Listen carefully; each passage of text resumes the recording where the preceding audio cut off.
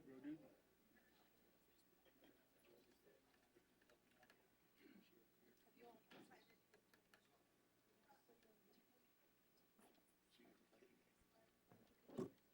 Didn't bring my camera for nothing.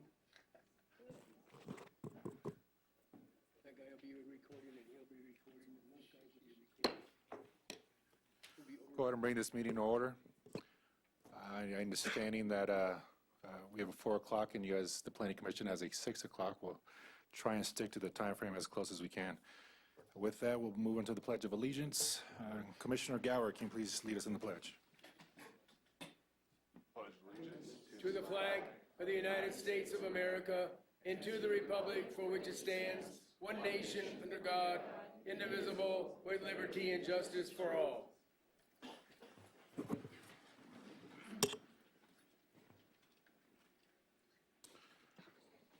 At this time, we'll take a moment of silence.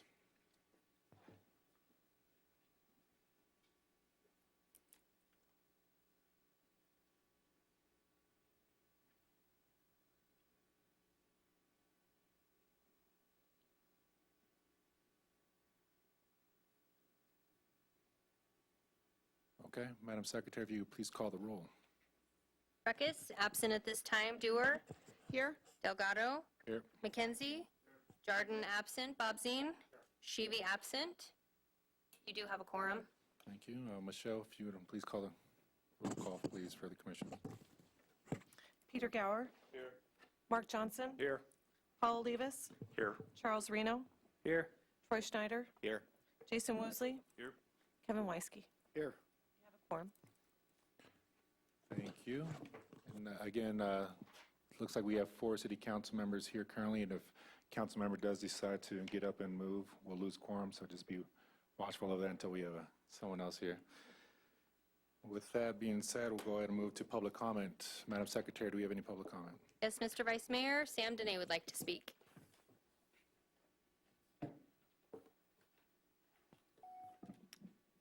Sam Dene, I just happened to be in the neighborhood, happened to have my trusty old guitar with me.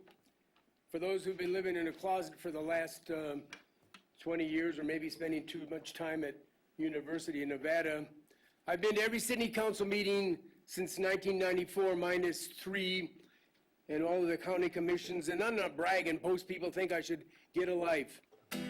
So, what's going on in Reno? Yeah, what's going on in Reno? We got Sammy, that's me on his guitar. Sammy, nice smiley face over there. Sammy is an Air Force Academy graduate. Spent many years flying fighters and bombers defending our nation. Yeah, doing good things. Ever since Sam retired as a colonel out of the Air Force, he has been spending his time protecting the citizens from the media mouses and from the government bureaucrats where it's appropriate. Of course, the media mouses. Who are the media mouses? Who are the media mouses? No, I don't count you. The media mouses, those lying, cheating, cold dead beating, two-timing, mean mistreating media mouses. Sam, that's me. I'm responsible for 92% of the good things about Reno. You can ask my friend, you can ask Mike Kasmierski, the head of EDAWN, West Point graduate, colonel. He knows that Sam is the man who's the driving force, the spearheading person for most of the good things about Reno. He admits I brought Tesla to Reno. I've been working on Burning Man, and I could go on and on, but I only have a measly 3 minutes. So I'm gonna close it out with the ballad of Donald Trump and the squirrel. Born on a mountaintop in Tennessee, killed him a squirrel when he was only 3. Saved him that squirrel for a better day, so he could turn it into a toupee. Nice smiley face. Waylon, Waylon Palin, she's gonna stump for Trump. Yep. Waylon, Waylon Palin. Maryland. She's gonna for Trump, oh yeah. You think? Thank you. Madam Secretary, do we have any other public comments? Mr. Vice Mayor, we have no further public comment. Thank you for that. Moving on to item A5, approval of the agenda. Council.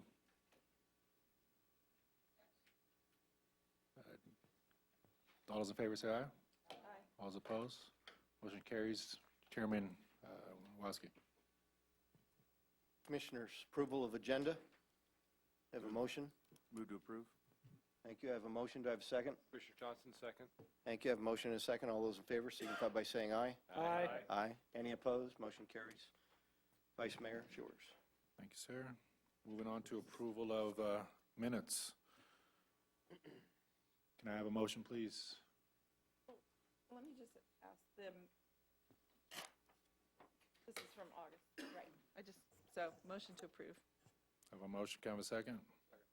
Motion second. Discussion. All those in favor say aye. Aye. All those opposed? Motion carries. Commissioner Waskey, Chair. Thank you. Commissioners, I have a motion for approval on the agenda from August, from the meeting minutes, excuse me. Commissioner Reno. Commissioner Reno, move to approve. Thank you. Do I have a second? Commissioner Olivas. I'll second. Thank you. I have a motion and a second. All those in favor signify by saying aye. Aye. Aye. Any opposed? Any abstentions? Motion carries unanimously. Thank you. Item B1. Yes, Assistant Manager Bill Thomas. Thank you, Vice Mayor Delgado. What I wanted to do before we get into this session is to give you a little background and maybe help make this a little more productive. We have, as Vice Mayor Delgado said, we have a Planning Commission meeting that starts at 6 o'clock with a pretty hefty agenda. So out of respect for the people who are probably going to be showing up for that meeting, we'd like to try to see if we can stay on target. We have about an hour of, roughly an hour of information to present to you, and then saved about an hour of time to have questions and answers. So that's the overall kind of the format, and we'll get into more detail of exactly how today is going to run. But I did want to acknowledge that this is kind of a unique situation where the Planning Commission and the City Council get together. It's not very often you do that, but this is one particular matter where we felt it was very important for the two groups to meet together and get this information. As you're aware, we started the master plan process in April of 2015, and we're anticipating that we will have the final adopted document in place in July of 2017. So clearly this is a very lengthy process with a lot of steps, and all those steps along the way are very important, probably none as much as today's effort in terms of what we're doing with the master plan. We are going to present to you some information on, well, you have it up here in terms of what the purpose of the master plan is, but I think what's probably most important for the Commission and the Council to understand, as well as the audience, is tonight is not a public hearing in the sense of really trying to vet out or hear issues or hear opinions. It's really about creating for you the foundation on which we're going to move forward, where you, as the stewards of the 230,000 people that live in Reno, and because we're the regional center, you know, what you decide can also affect the other 200,000 that live in the unincorporated in the city of Sparks. It's very important for you as the decision makers to have a good foundation on which to make those policy decisions. So tonight is not about making policy decisions or making choices about where we're going in the future. It's really about having a common understanding of where we're starting. So as we go through this tonight, we're going to be explaining to you each and every action item, what we're looking for, but probably the best way to think about this is really your acceptance of the information, and most importantly, particularly with our consultants here, is for you to tell us if we presented information to you that doesn't make sense, or there's additional information you want related to the subject matter. That's really what we're looking for.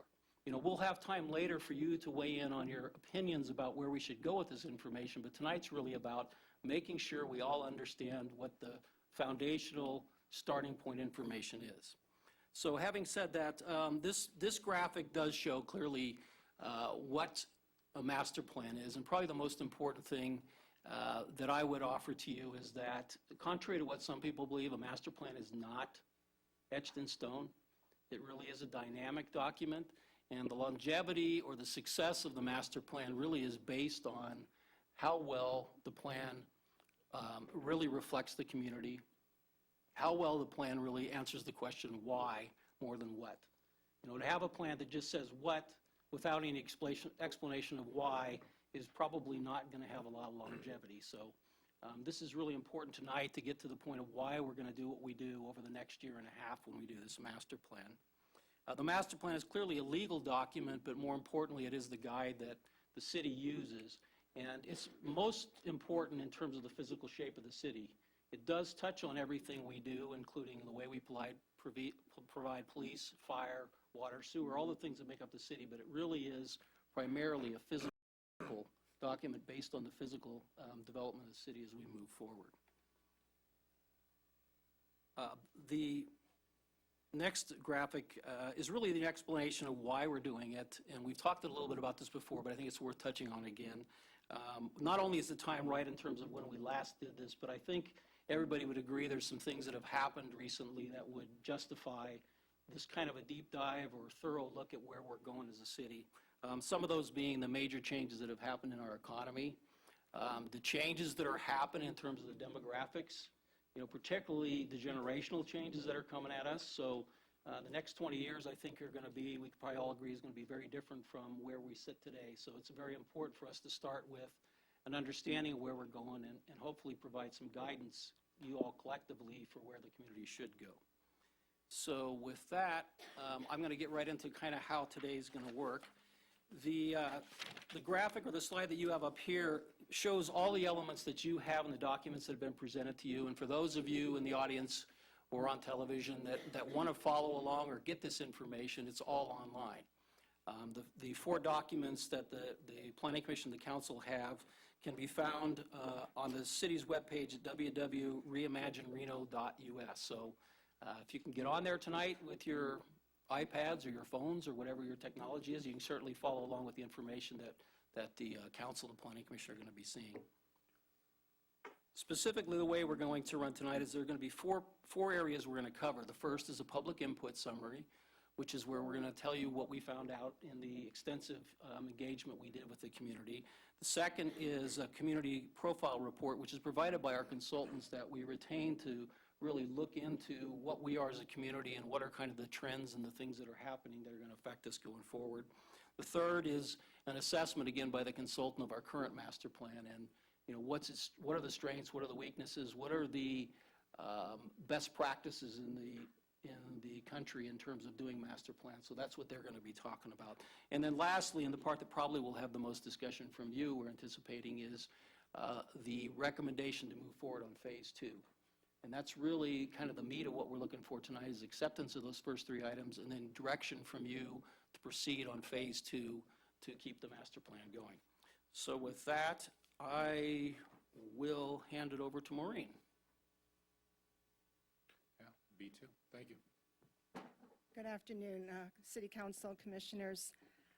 It's my pleasure tonight, as we begin to wrap up Phase 1 and look at Phase 2, to publicly acknowledge the contributions that we had from members of the Phase 1 team that you may not have met already.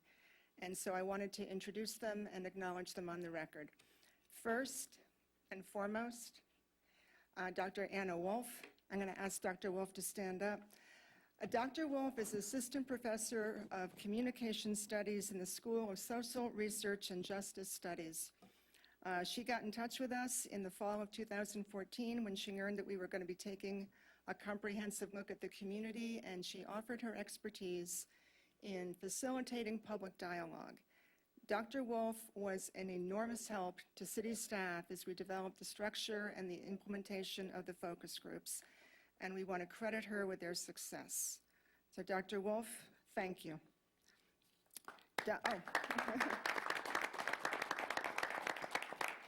Dr. Wolf also brought us a trained corps of facilitators. These were her current or former students from the university, all of whom had taken courses in facilitating discussion. I want to point out that at every focus group they participated in, they were complimented for their skill set, their professionalism, and the process neutrality that they brought into those sessions where people felt they were safe to express their opinions. They couldn't all be with us this afternoon, but I am going to read their names into the record. If they are here, I'd like them to stand up.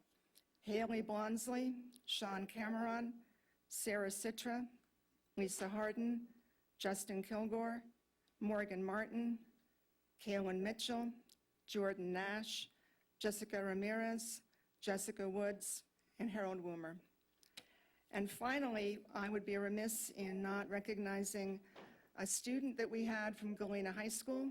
Mr. Sean Flannery was in the GT program. He did an internship with the city last fall, and he was extremely helpful in parsing the enormous volume of data sets that came in from both the community survey and the focus group. He couldn't be here tonight, but I would like the record to reflect that we appreciate all of his hard work. Thank you. Thank you. Look to the council if you guys have any questions or comments for those. I'll start off by saying that I appreciate you guys' staff, all the students. I attended a few different forums. The community, you guys did such a wonderful job, so professional, so well.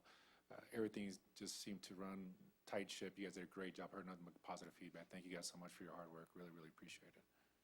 Councilman McKenzie. I'd like to second that.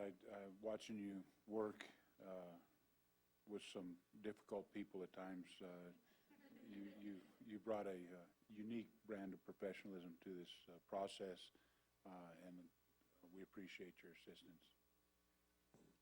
Yes, Councilwoman Dewar. And I'll third that too. I was probably one of those difficult people that you're talking about. But I know they came to our neighborhood advisory board, broke us up into groups, and really facilitated some really quality sessions. So, and I think we asked hard questions. We have a lot of inquisitive minds on the neighborhood advisory board. So I too send my thanks. Thank you. All right. Yes, Councilman Belzian. Just a quick fourth. Unsolicited positive feedback is always amazing, and I got a lot of it from different quarters and cantankerous folks for sure, who felt they were heard and that they made a contribution and the input was honored. So thank you. Absolutely. Did a wonderful job facilitating and allowing those that usually maybe don't experience the process or felt as comfortable, made that comfort, that environment take place. And I think that's why we had such a tremendous amount of turnout from the community. Thank you so much. Looking for any further comment? Seeing none, we'll close item B2. But Madam Secretary, no public comment on either B1 or B2? No, Mr. Vice Mayor, there's none. Thank you for that. Moving on to item C1. And before moving on to the C items as Bill has expressed, item C1, C2, C3 are presentations, and looking for discussion after the presentations. More often than not, I'm sure you guys answered the questions during your presentations. So thank you. Moving on to C1. If I might, just briefly before Maureen gets started, I did want to explain to the Council and the Planning Commission the process we're going to use tonight is a little different than you're used to. We've asked Dr. Wolf to facilitate this discussion, and she's going to be doing that for items C1 through C4. And in talking to both the Vice Mayor and the Chair of the Planning Commission, the way this will work is that she will be the one that recognizes people for conversation and discussion, and that it will come back to the table for either the Vice Mayor or the Chair for the actions or the motions that are going to occur on each of these items. But we felt that Dr. Wolf's skill set will be very valuable in trying to help us get through this in a 2-hour time frame, and so that's kind of the strategy moving forward. Perfect. Thank you. Thank you. Item C1 is the final summary of the public inputs. We were before you on December 16, and we gave you a preliminary summary, which was based on most of the community survey inputs we received. We have now analyzed the focus group inputs, and so tonight's C1 is going to be a review of the total inputs we received, and we're going to be asking you for possible action to accept the report. So just to recap, 5,824 people participated in Phase 1. I'm not going to go through the details of that again. I think the salient point here is that it represents a statistically valid survey, and it will be a solid foundation that we can begin to make policy from. The focus group analysis was challenging in that we were now trying to contrast qualitative data with quantitative data. And so we undertook, and Brianna and I are going to show you the matrix, which takes two people to hold, of how we analyze the focus groups. So quite a bit of methodology went into the analysis that we're going to give you tonight. And we will have this up on the web as soon as we can get it cleaned up. The primary outcome that we found that we wanted to put for your attention tonight was that the focus group results corroborated the results of the community survey. We found a couple of differences, but for the most part, they are aligned.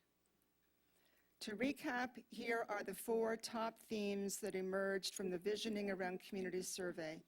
Far and away, the outrunner was the base for outdoor activities, and then we had 3 that clustered in about second place position. So a very strong showing.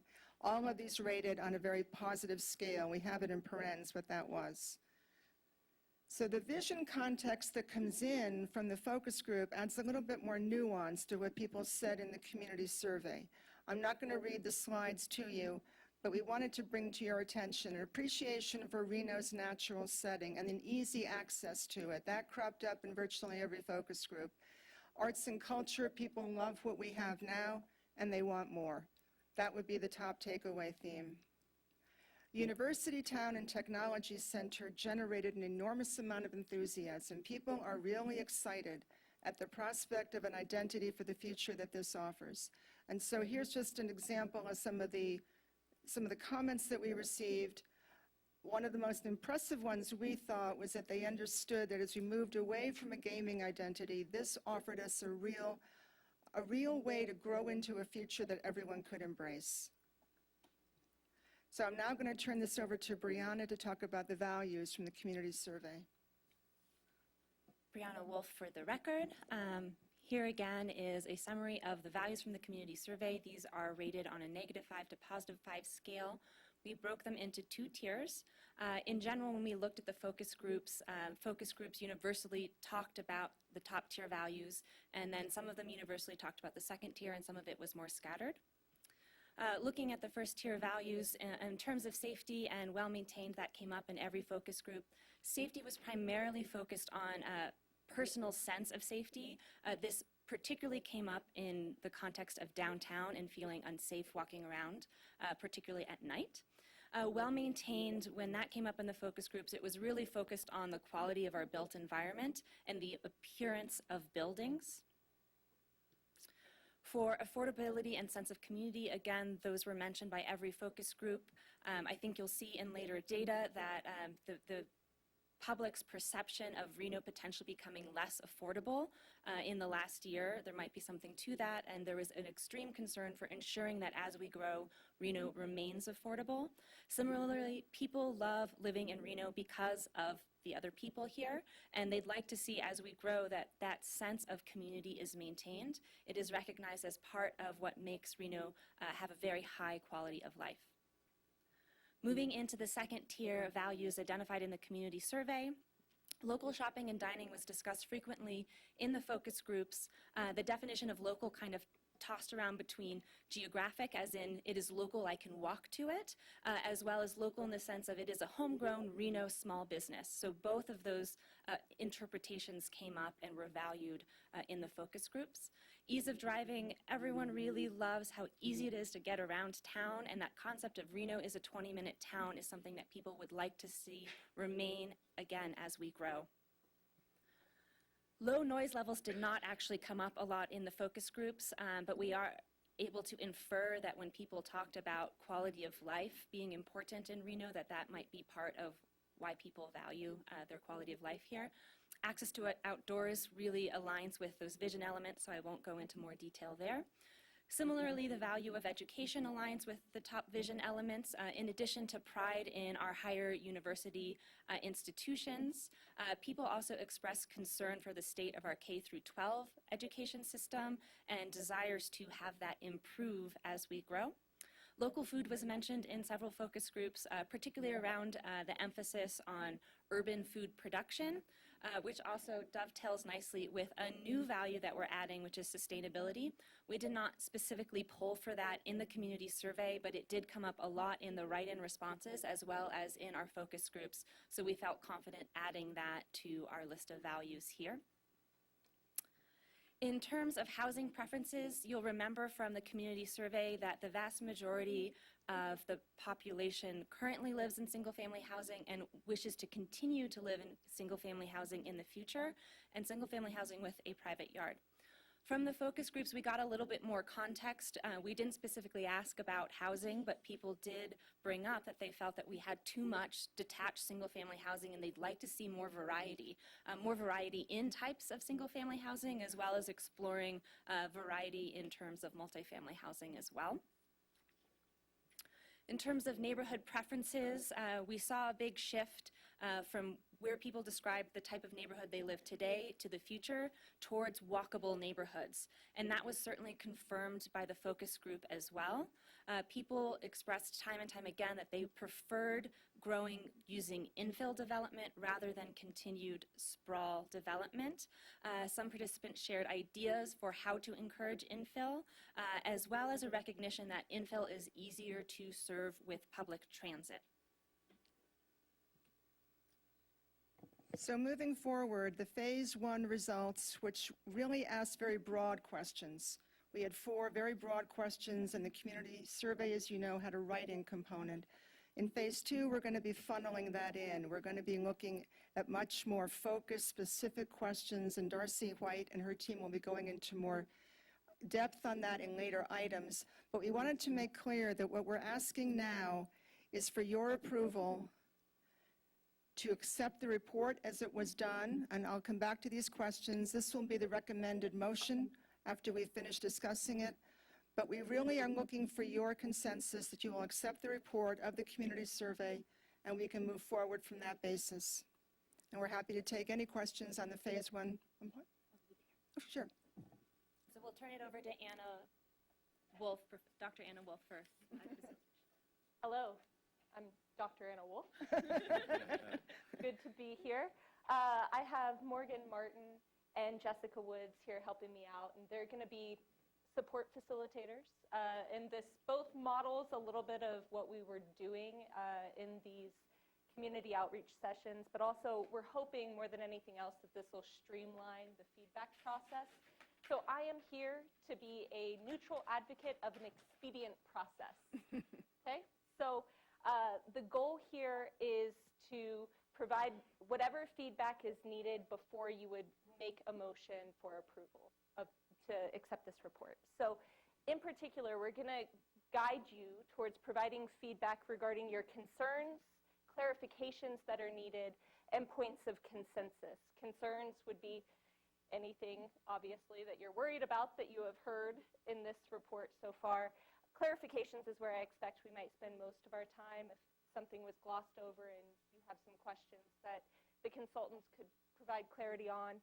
And then consensus, as you might have noticed when the facilitators were thanked, it was forced.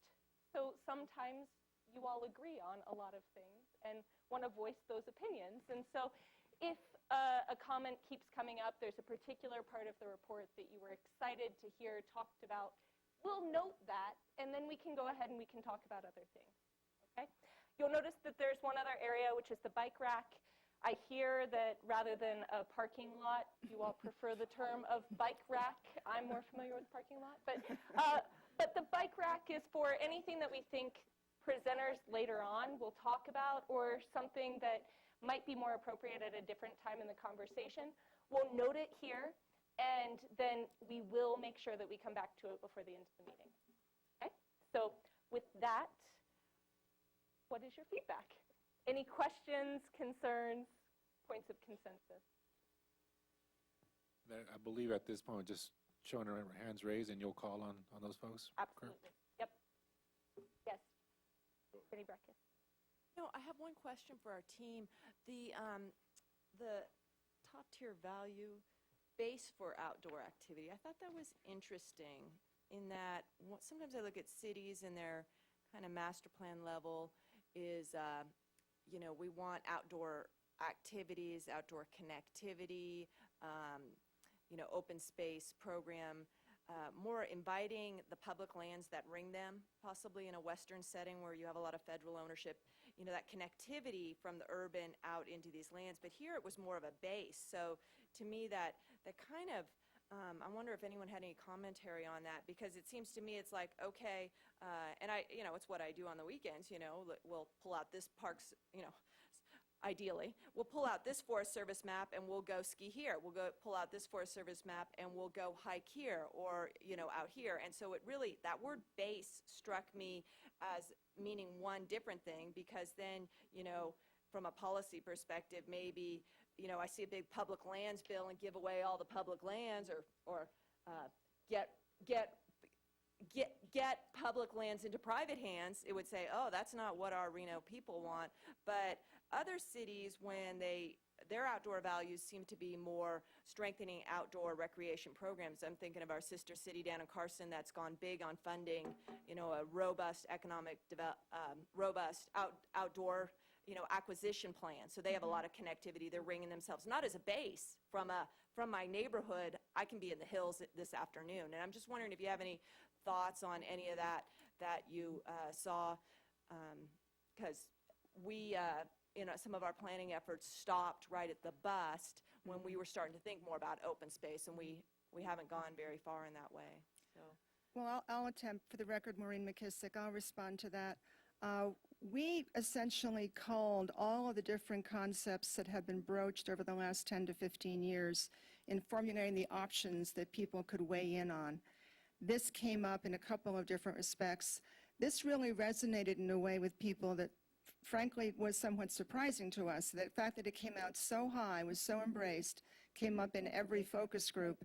People talked quite a bit about their appreciation of the natural environment. So easy access to things and easy access to a plethora of things. So they talked about golfing, they talked about the mountains and skiing and all of those sports. They talked about Lake Tahoe and the river and hunting, and just that it offered such an array of options that they felt were unique to our area and that we needed to have a better appreciation for. It mattered to them. So that was the context in which this came up. This really turned out to be a very important identity that most of our residents felt we needed to elevate. But it did come up in every group. Thanks. I mean, I just think it's something, obviously it'll be explored later on, and I'd like to see the nuanced, are we talking about setting the path for open recreational programming that is part of our, our urban environment, or are we really talking about, I just live here and I want to jet out over the weekends and do something And else? that's actually a good example of where we need to do more refined work to try to and get underneath some of these and get a better context for them. Yes. Maureen, in this phase of the work that's been done, did you allow for the community and for your input, or for your groups to give input of clarification of how to make arts and culture better in the city, how to make access to the outdoors better? Have you gotten to that point, or is that something that's coming before you in future phases? I think we have a very good idea of how to approach those questions in phase 2. There were people who went into great depth on what they wanted to see in terms of arts and culture. Everybody really supported and enjoyed the local arts scene. They felt that it was unique, that our version of it was unique. I don't think we heard any negative comments on it. People wanted more. That would be the best way to summarize it, more of everything. And so they talked about that as something that they wanted the city to be aware of and to incorporate into a vision. And many people talked about that also as being important from the outside perspective of Reno, that that's how people view us from other areas, and they felt that mattered as well. Do you want to add? Yeah.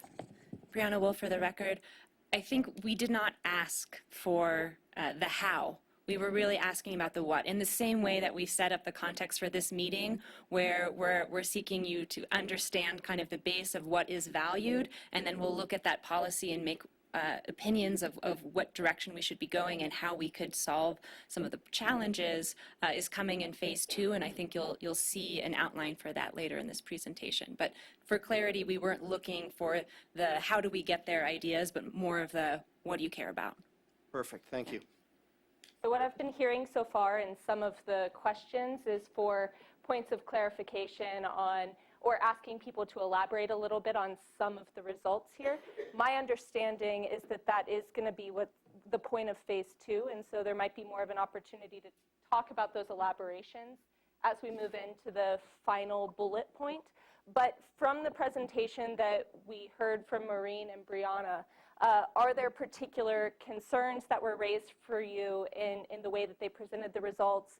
Any clarifications that you need from the language that they used or the results that they described? Or any things that you were really glad that you saw as the results, and we would list that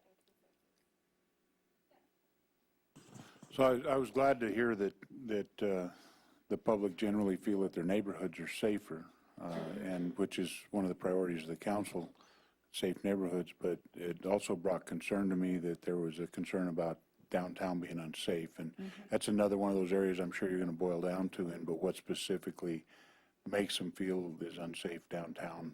Is it the blight? Is it in certain areas? Is it because that's something that not only in a master plan is something in general that we need to work for as policymakers in the council. So. Other comments?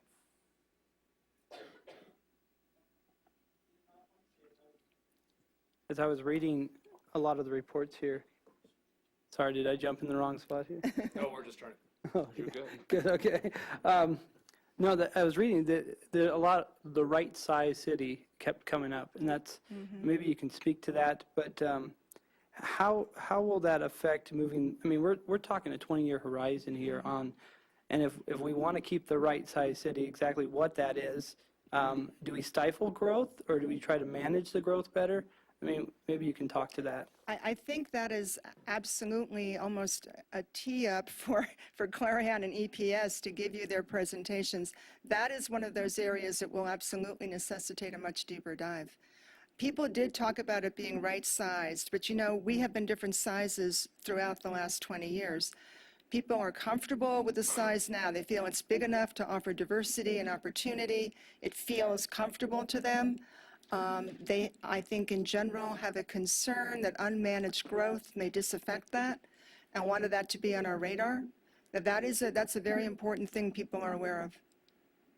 Okay, so given the concerns that have been raised and the clarifications that have been addressed, are there any pressing issues before we, yeah, go ahead. Just one more clarification. I think this is perhaps for Brianna, a little more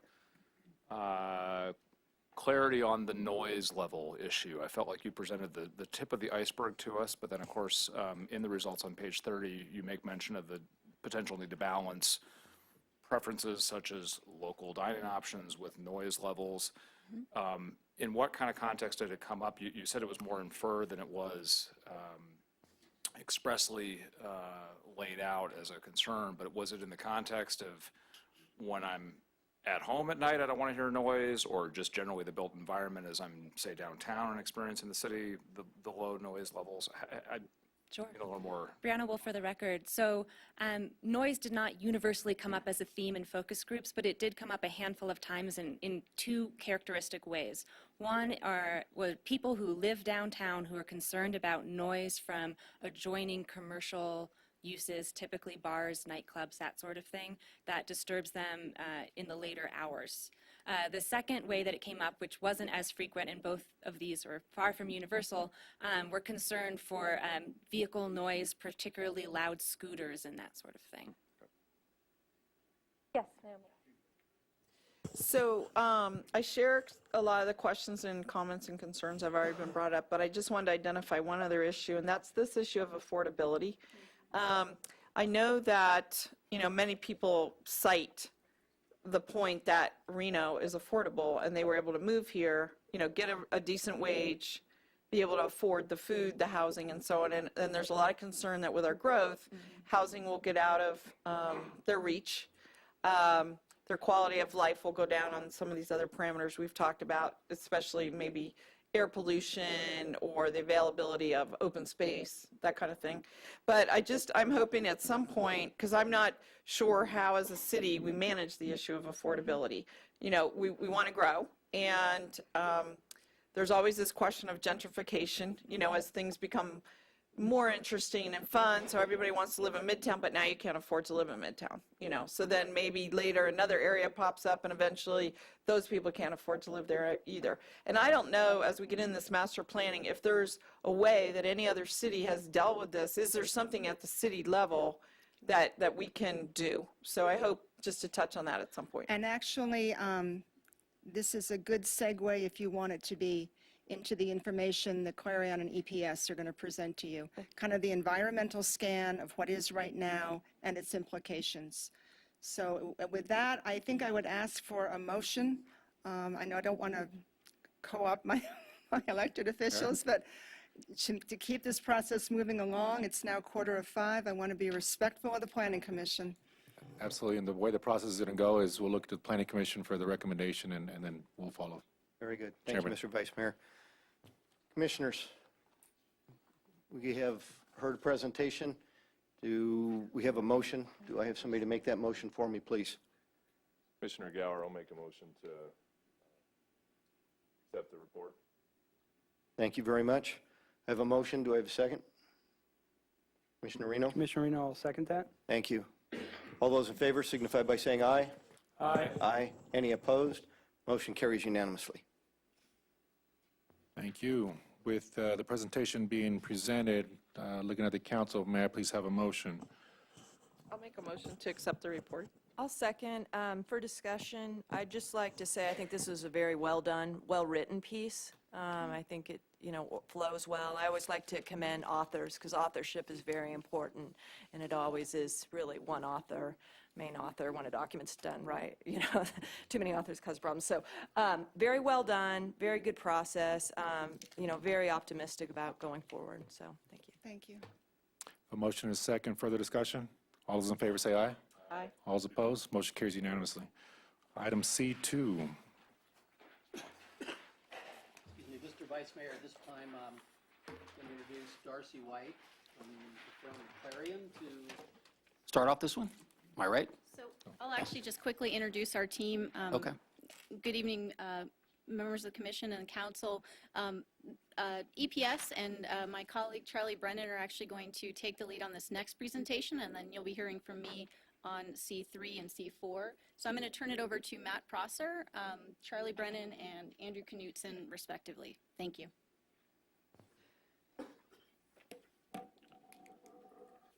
Thank you, Darcy. Again, I'm Matt Prosser. I'm a Vice President with Economic and Planning Systems. Excuse me. We're a subconsultant to Clarion on the effort. I'm going to walk you, myself and Charlie Brennan are going to walk you through the community profile report. We're going to touch on sort of the high-level findings in terms of demographics, infrastructure, our fiscal impact analysis. And then we're going to turn it over to Andrew Knutson to really tell you what it all means. He's going to bring it all together and start to bring out those issues that will become key to the next phase of the master plan. And so the topics addressed you can see up there, and then we also have two technical memorandums that EPS produced regarding fiscal impact and also demographics and the economic market. So we have two questions at the end that we'll have you look at.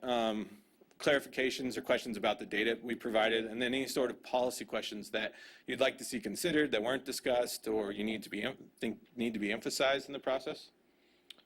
So I'll quickly take you through sort of the demographic and economic findings we have. So the city of Reno, 237,000 residents, currently has grown by 56,000 residents over the last 15 years and expected to grow by another 77,000 over the next 20. So while we had a slowdown in growth during the recession, and since then, there's expectation from most of the forecasts provided for Reno for growth to increase again and get back to similar levels that were seen before the recession, maybe not quite as quick as before.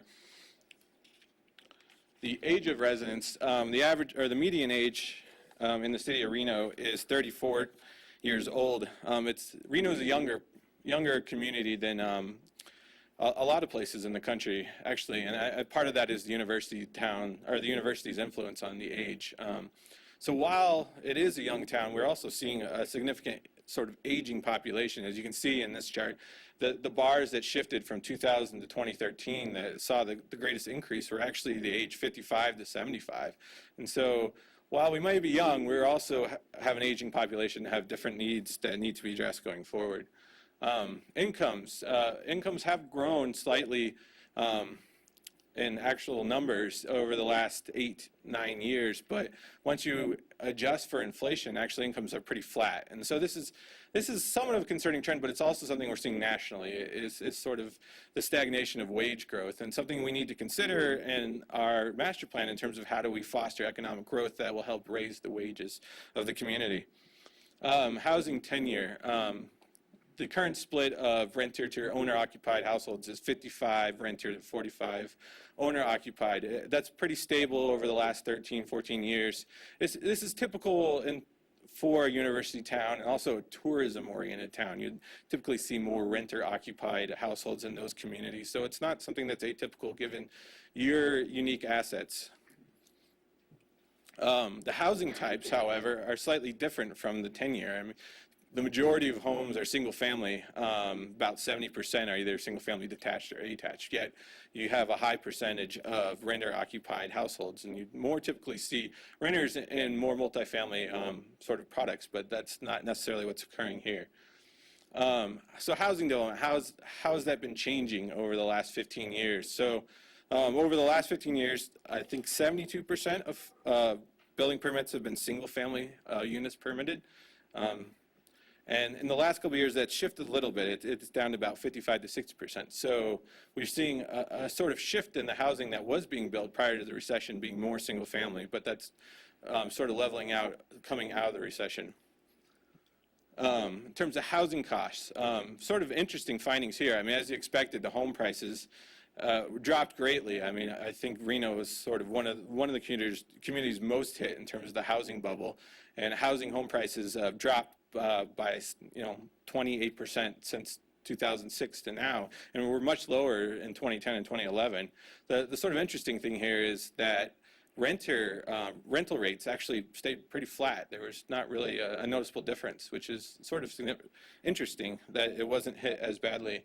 Might indicate that a lot of homeowners actually shifted to renter households due to foreclosures and things like that in the downturn. So in terms of housing prices, where are we at?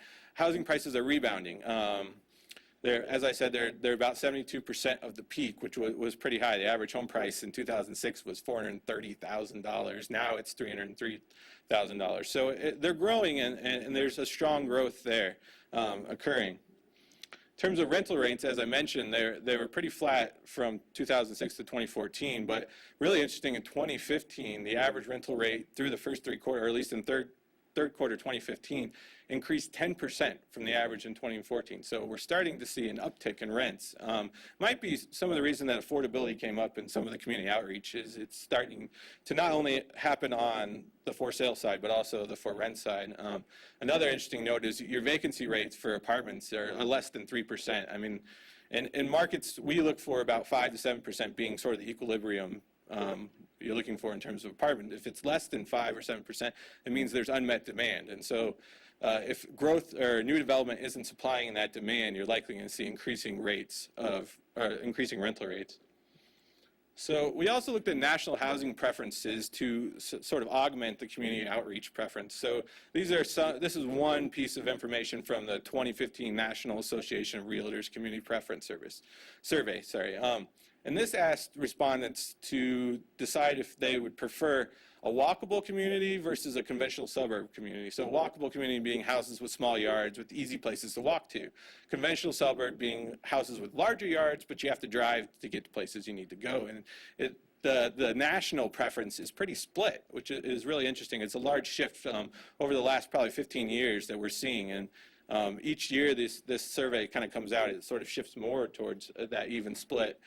So the local trends we're seeing are really reinforced with what the national trends are saying too. Another sort of note to point out here is the younger the person, the younger the respondent, the more the preference towards a walkable environment. And we're actually seeing the markets respond to this too, not only in housing, but it's amazing the office markets that are responding to walkability too, and how that is really a driving factor in a lot of decisions for not only employers, but also office developers nationally. So Reno home prices, we heard the issue of affordability come up in the last conversation, and this will probably be a point of discussion again here in a minute.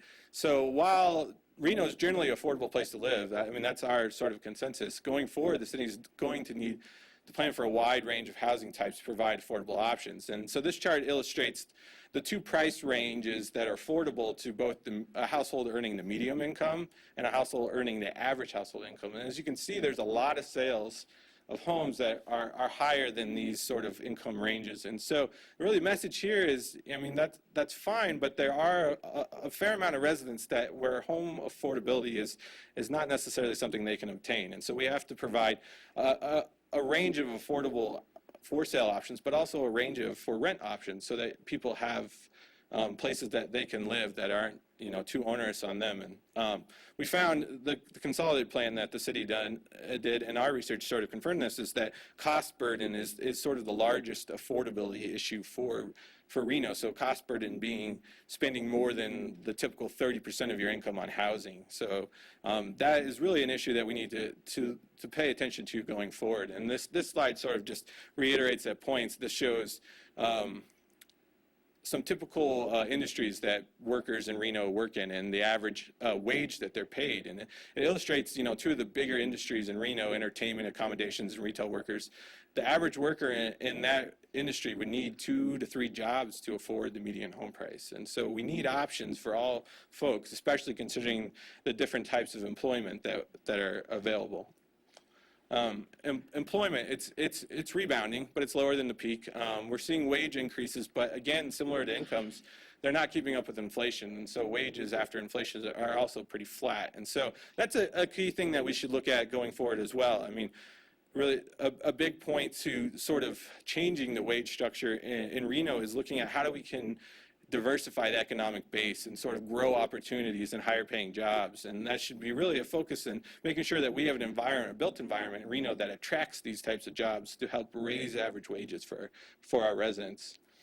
Major industries in the city, so healthcare, education, entertainment, accommodation, and retail being the largest, 54% of all jobs. These top 6 industries account for 3/4 of all jobs, as you can see here. And there's a wide spectrum of average wages. So, you know, retail, entertainment having, you know, much lower than average annual wages. I should mention the average annual wage for Reno right now is about $43,000. So those two industries being lower, but you also have, you know, healthcare, education being higher paying industries, as well as professional services, a really growing sector in Reno.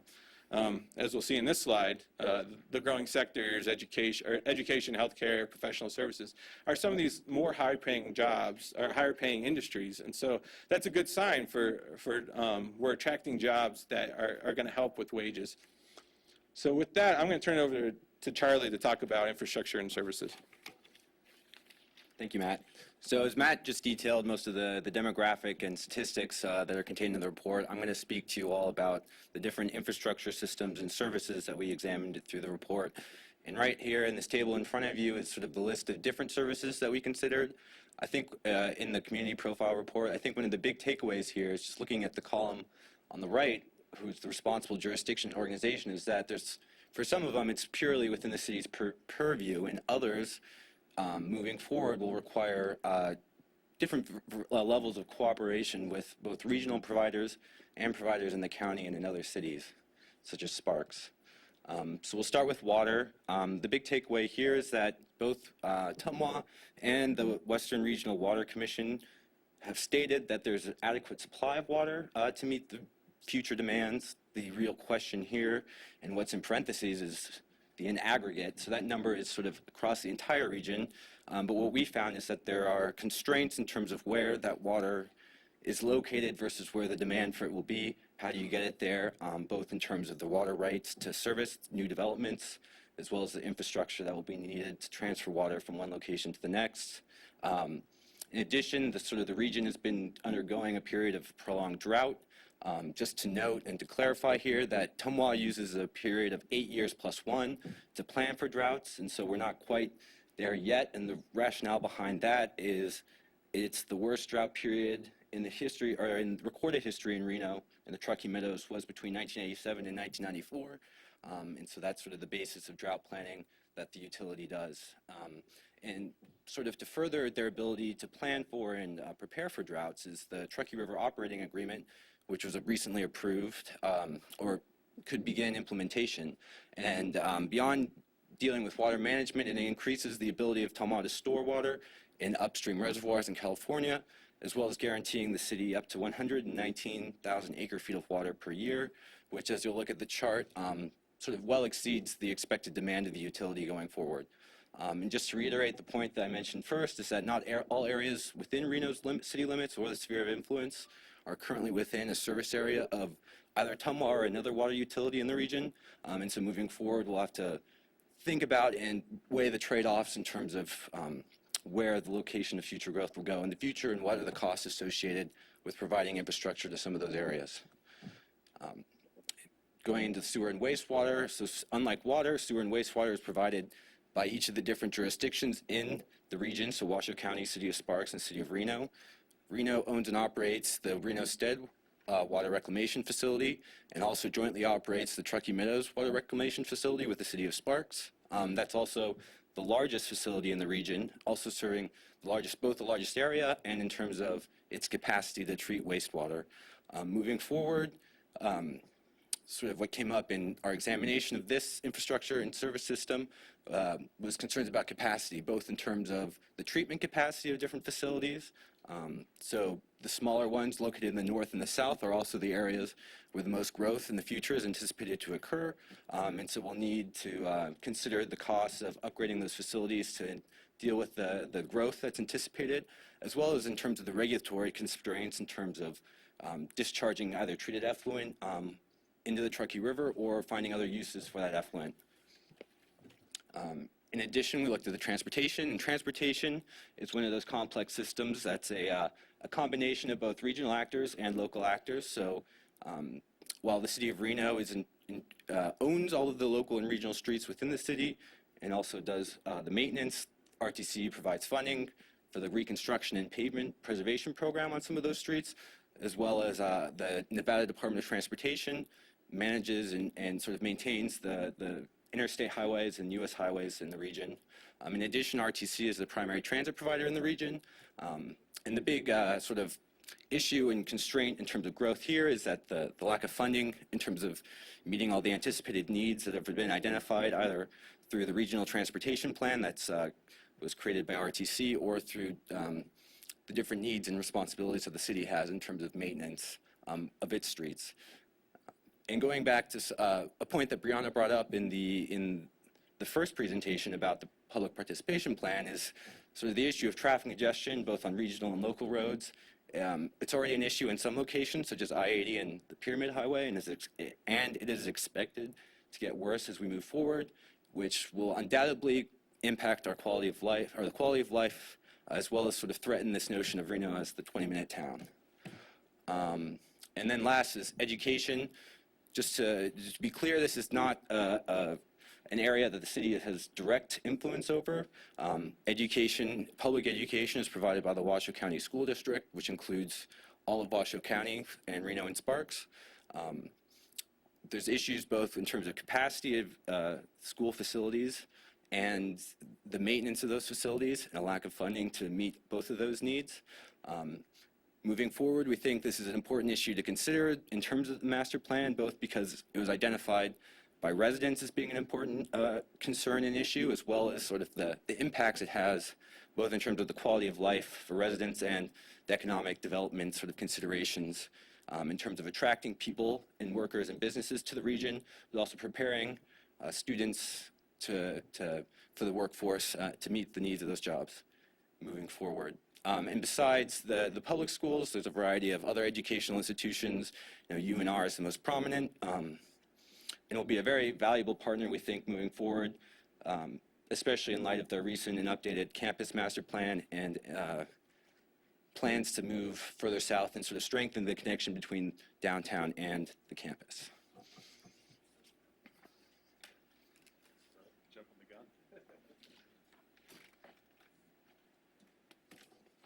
So I'm going to talk about the fiscal impact analysis that EPS completed for this process briefly. So really touching on three sort of main points. It's a pretty technical analysis, and the summary is provided in that white paper. So if you want to dig in, we can. But I'm trying to stay high level here, and it's a complex topic, but we'll try to stay at the surface. So starting off, this is showing the. We really only focused on what the city pays for and provides. And so really, as Charlie mentioned, that's pretty diverse throughout the region. There are many different providers. So the main services provided by the city are really fire, police, sewer, and roads, and mainly local roads. And so it's really the impacts on these service provisions that we're looking at. And so these are the major revenue sources of the city. And so by far, consolidated tax, which is basically sales and use tax, is the largest revenue source. And interesting, very unique thing in Nevada is sales made in Washoe County are sent back to the state and then allocated to different counties and cities based on not where the point of the sale is, but really the population and assessed value of the community. And so it's the growth in sales tax and use tax in the community is really driven on the ability of the cities to continue to grow, which is really impactful when you think about future growth and the fiscal health of the community. It's also interesting to note that fees, license, and permits is actually the second largest. Property tax is number 3. That's sort of atypical. Normally, sales and property tax are the largest, and we're going to get into that into a second. Property tax, why is that? Well, another sort of interesting state, approach to property tax is that buildings are assessed in a depreciating scale. So the older the building, the lower the value of that building, at least the assessed value, depreciates over time.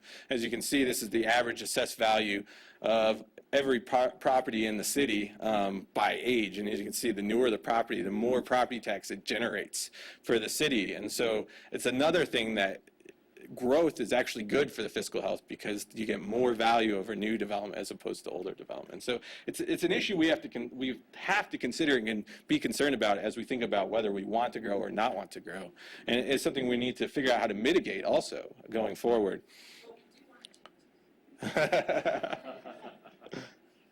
I'm excited to hear about it. So we weighed revenues versus expenditures and see what the net fiscal impact here. And it's really the main thing that drives revenue here is more people, more workers, more residents. That increases revenue for the city.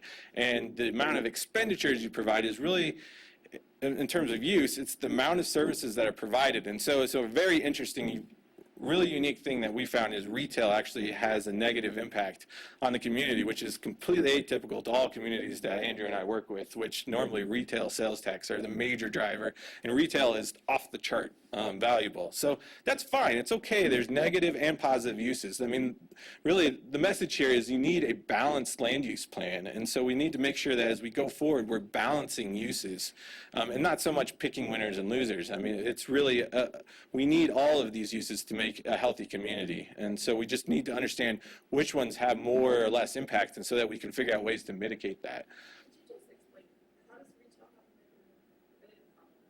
Oh, specifically why? It's related to the impacts on police and roads that it creates, and mainly it generates a lot of traffic. Yes. Yes, exactly.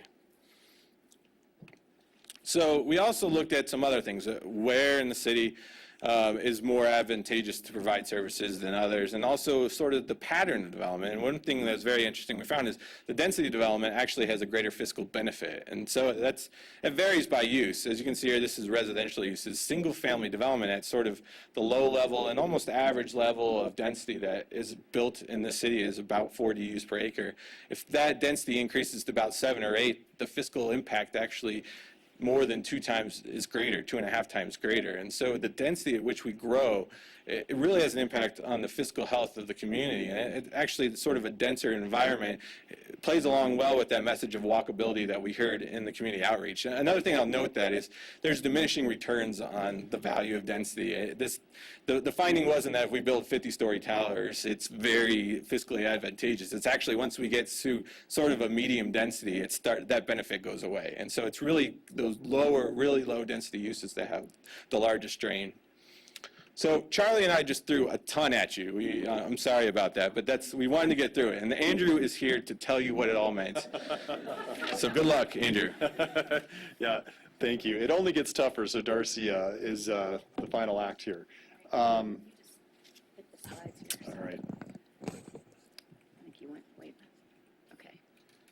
Yeah, you jumped yours. Thank you. Perfect. Thank you, Darcy. I appreciate that. So you have just heard and seen a tremendous amount of data. And part of our challenge as a team is to distill that into what we think are the primary drivers to focus on, particularly in phase 2. So that's what this part of the presentation is about, is the emerging galvanizing trends. So we think that basically what we want to talk about in terms of the galvanizing trends are how, where, and why to grow, the quality of life, and how to maintain that in the face of growth, and then resource deployment. What resources does the city have to use to address growth? Just if you look on the screen right now, this is an important benchmark to reference back to some of the information Matt presented earlier. 80,000 jobs projected in the next 20 years in Washoe County. 34,000 jobs in 5 years is one of the projections, with another 10,000 jobs in Story County just next door. This is a very interesting challenge. We have many, many clients that would love to have this challenge. And in many ways, this puts you in a position of strength to be able to figure out how to direct where your community wants to go. Many communities are just trying to figure out how to get going. So, but with these kinds of growth numbers, even if we're talking 50%, even if the projections are 2x over what really happens, there is still a tremendous amount of growth coming to the region. And so we really need to figure out what's good, what's bad, what's indifferent, and how to manage it.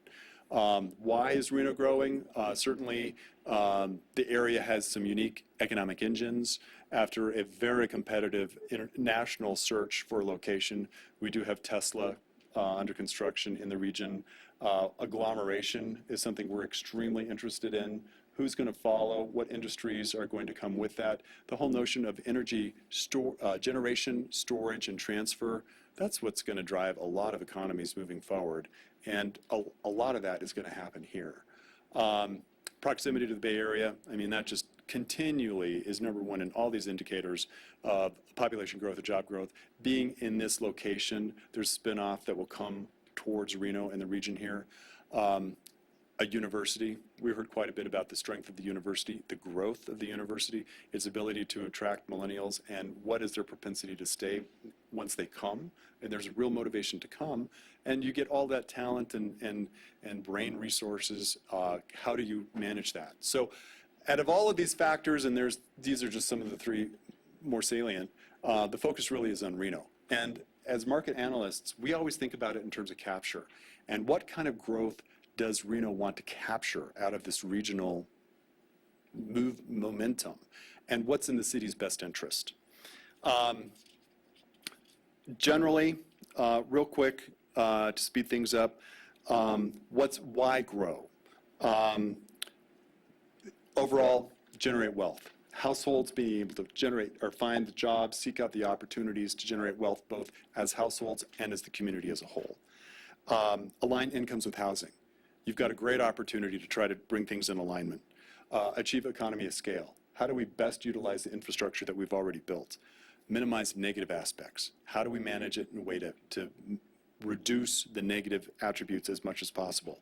And also increase vitality. What critical nodes do we want to try to elevate in the conversation and get some more vitality there? There are many reasons to grow. What if Reno chooses not to grow, and in terms of market share, reduce capture? A lot of missed opportunity, all the impacts without any of the benefits, and diminished influence. So we would, we are certainly, and your general plan is the opportunity. It's the platform to use to try to capture that growth and manage that growth. So one of the key things, where do we grow? This is a lot of what Phase 2 is all about, but what is the opportunity to invest and expand infrastructure? What is the ability to manage the market or work with the market? Where's the market headed? How do you shape that? Again, the revitalizing and targeting certain nodes, and then the fiscal structure. All these various factors that will address ultimately geographies. Trade-offs, this is actually the really exciting part of general plan analysis, is looking at developing different scenarios and understanding the trade-offs. We will try to quantify specific metrics that start to elevate or suppress different alternatives to help illuminate what works and what's good or bad. And ultimately, it's all about looking at these alternatives, partly through the screen of the tremendous effort on community involvement, and ultimately looking long-term. What balance of priorities generates the best city we can achieve over time. So again, this quality of life, how do we maintain the quality of life that we've talked about earlier tonight and try to keep that going in the face of this significant pressure on the region? How do we maintain our level of service, specifically around urban services, but also about what we're trying to create as a community? We will focus on points of greatest leverage. What does Reno have within its purview? And that's one of the specific things we'll look at is jurisdictional purview. What can it influence within its sphere of influence? And what are the partnerships that are important to form, whether they're other jurisdictions or with private sector? Because ultimately it's the private sector that does most of the implementation. So just wrapping up, this is my last slide. Priorities for public investments. We talked about deploying the resources of the city. And how does the city look at some of these options and figure out which to prioritize? Where is your points of greatest leverage within these, for example, to achieve the city that we all are seeking to create? So that's our point of departure, thinking about Phase 2, and Darcy will get into that in greater detail here momentarily. But right now, what we're trying to do is move back and forth between understanding your points of your concerns, clarifications, and points of consensus, and then we have these specific recommendations and motions that we'd like to move into. But for right now, we're looking for questions along the lines of what we've just had for the previous sections. So I'm back, and the support facilitators are here to help visualize the distribution of comments. So if we can focus in the two particular areas, when we're talking about clarification in this case, clarification of any of the forces and trends that were described in the first portion. So if you need any clarification on those things. And then when we're talking about concerns in this case, I want you to be thinking about if there are any policy questions that you didn't see represented in this latter part of the conversation that you would like to see considered. So the questions that I heard were about quality of life, growth, and resource distribution. So anybody want to start us off? Okay, and going through the presentation, I kind of had a concern because when we talked about traffic infrastructure, I-80 and Pyramid Highway, which isn't in the city of Reno, were raised as places we have issues with traffic. And those aren't the only places we have. We have major issues in other parts, and that's stuff we're working on. But and as we move forward in the plan, some of the largest area of growth is going to be in the North Valleys, the Cold Springs, Reno Stead, Lemon Valley area, which happens to be my ward, which happens to have major traffic infrastructure problems, which also has water and sewer problems. So I'm sure that you guys are going to do the formula on this, but the concerns I have is because that's where a lot of the growth is going to be concentrated on. Those are major issues that are there. Affordable housing's not there. So all the things to make that growth work up there are things that we're going to have to look at when we move forward with the plan. That's my concern. Naomi? Thank you. Earlier today, several of us attended our Truckee Meadows Water Authority meeting. We're board members there. And we had a presentation by the state engineer. And it was specifically, a portion of it was specifically on Truckee Meadows. And one of the points that he made was that this is a designated basin, which means it's a basin that needs additional management. He noted that 40,000 acre feet of water had been basically issued out through permits.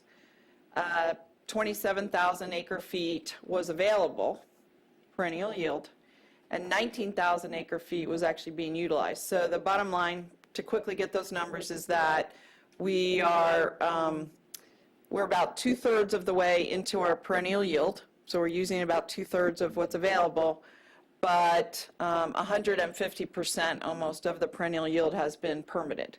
And our water authority is aware of these numbers, and we also had a WC3, Washoe County Question 3, that said growth should sync up with water, and it said about what population that we could serve with water. And so I just want to make sure when we go through this that you check in with those folks, recheck those. I have a lot of confidence in our Truckee Meadows Water Authority staff, but I just want to make sure that we're all using the same numbers and that we understand what this dynamic is.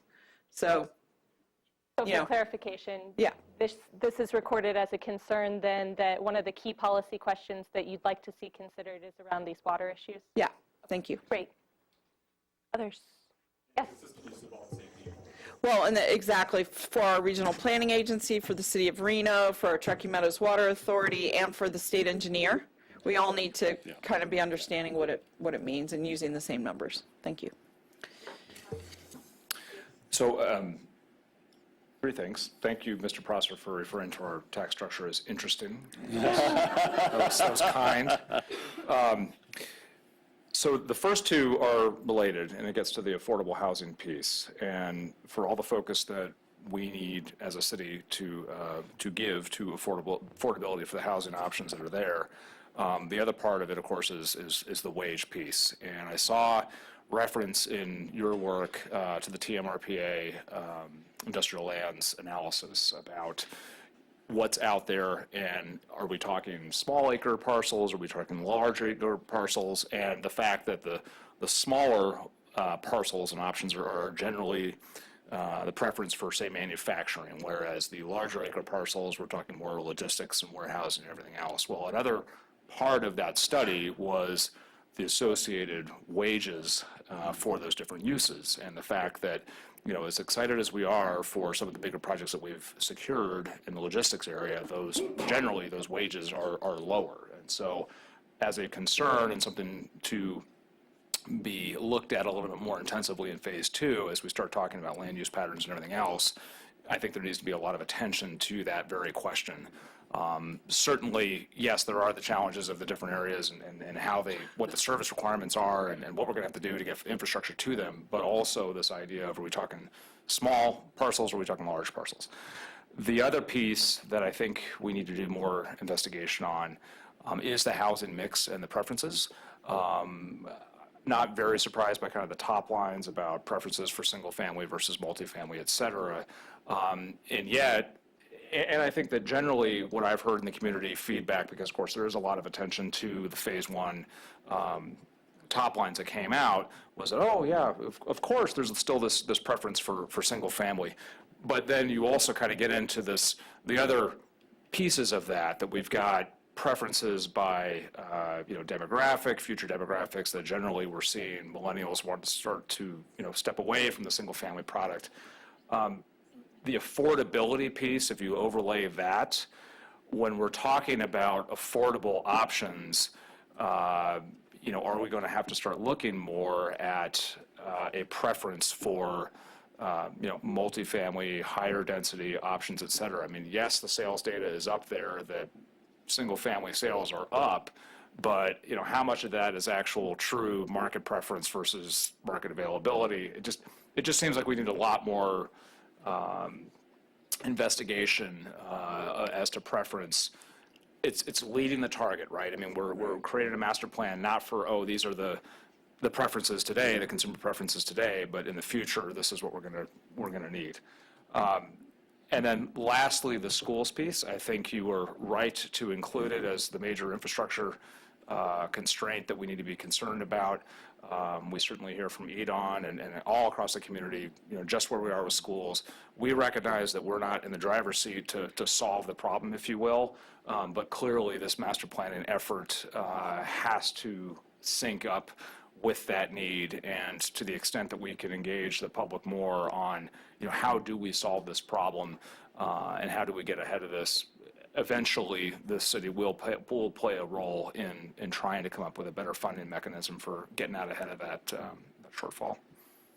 One sort of follow-up to that, to your second point, we do plan in the second phase to do a more extensive examination of housing preferences versus housing needs, and trying to really align the growth plan or the master plan with the variety of options that are needed, both from a preference standpoint, but also from affordability standpoint, and identifying the locations where those make sense. And so we plan to dive really deep into that, and so be looking for that going forward. Figured you were, just wanted to highlight it. Yes. Thank you. And along those lines, if I can plant a seed, I think there's ways to address this notion of housing preference and expand options. What does it look like to have a variety of types and densities of single-family homes? So we'll bring back a variety of things along those lines. And to make you all aware, we have about 4 more minutes for discussion, so just, yeah, go ahead. If I could just follow up on the schools, one of the things that I think was brought up is the funding mechanism. We as a planning commission often have developers come up and show us these new development, and a lot of times the opposition is, we don't have room in the schools, we don't have that. So I realize we're not in the driver's seats, but us being able to plan for that, having better information going forward, and also a sustainable way to fund it, and because that should take care of itself. If we have more growth, that should equal more funding in the schools, and it should be, it should move up accordingly. And that kind of goes back into the priorities for the public investment. We heard a lot of advantages with the university, but no advantages with our local K through 12, and I know that was mentioned, but that is an area of concern. Thanks. Thank you. Excuse me, I think great work, great presentation. One question of a technical nature. I did notice that the multifamily rents had not increased, and I've always been dubious of the rental survey because it only takes in so many large apartment complexes, self-reporters. Is that a standard? Is that a standard methodology that you see, so you're feeling like you're comparing what we've got going on here with what you see in other communities? Yes, that is always the challenge, is to get those small properties. But the fact of the matter is, as long as it's the methodology is consistent quarter to quarter, it's a good benchmark to understand what's going on within the market. Okay. Also, I would mention that the rents track pretty closely with the census data too. Oh, okay. So I'm thinking that since those are consistent, it's an indicator that at least it's indicating what's going on. Okay. And then just, a few follow-ups. They're taking off on Mr. Bob Zine's comment about, the industrial lands. And there's kind of a side comment, this isn't an economic development study or I guess that's my comment, but there's a comment like, if it is Reno's economic development policy to open up, large lands and seek for more industrial development, or do you want to go to these smaller, size industrial lands? And I guess, I'm seeing Afoot talk about, well, if we've got trick over here, a trick in Washoe County, more is better. And I am curious if, that is really our economic development strategy, is to get a large size trick that is Washoe County, because then we do have to play that off with the costs of opening up that area for infrastructure. And I'm concerned that there is a movement afoot regionally on that, particularly a public lands bill kind of thinking going on at the, congressional level. So I just, I think it's something we're going to be looking at, but that could be moving faster maybe. I don't know. And then, in terms of the transportation costs and shifting that housing to walkability, which is less, when I see that the smaller lots and the greater density is more cost favorable to the city, I also know that the basis of Rule 7 at Tumwa is smaller lots also. So it's also good for the resource management. And then I also see that retail, dead retail, is not favorable to the city. To me, those all point me in the direction of infill strategies and transportation investments to lock up dead retail corridors, which I see everywhere, all the time, whenever I'm driving around. And to me, that speaks to, while the transportation investments that have been programmed offer more of the same, opening up, new lands, the transportation investments to rebuild the core can possibly be more favorable to the cities in a lot of ways, and in ways that I hadn't even thought of. So I will be encouraging, like you said, that fine tuning to see that. But I have one last question, and that is, we were told at Tumwa today that there are about 15,000 applications, and I don't know if those were all residential, in the discovery stage for Tumwa service. That's a huge number.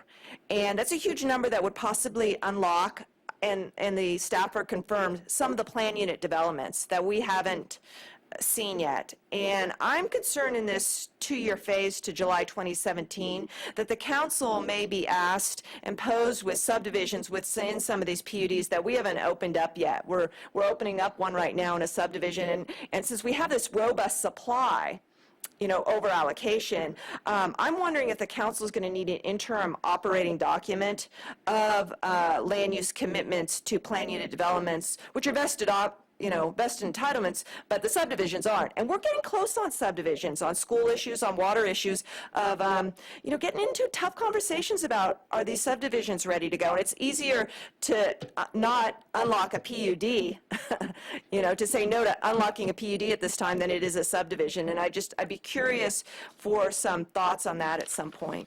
Thank you. Thank you. So I think at this point, we've identified a number of concerns that can be delved into as we move into phase 2, and a few clarifications. Is there anything else that is pressing before you feel that you could move to make a motion?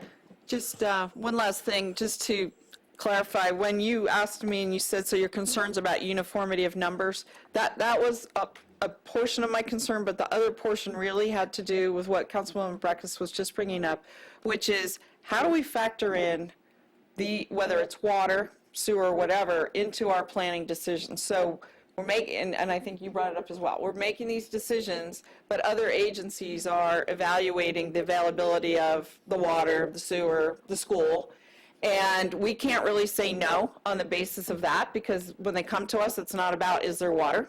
So I just one of my biggest challenges on the council is, how do we effectively make these planning kind of decisions without having sort of an arm into those issues, or do we need a rewrite of our code to allow us to look at those things?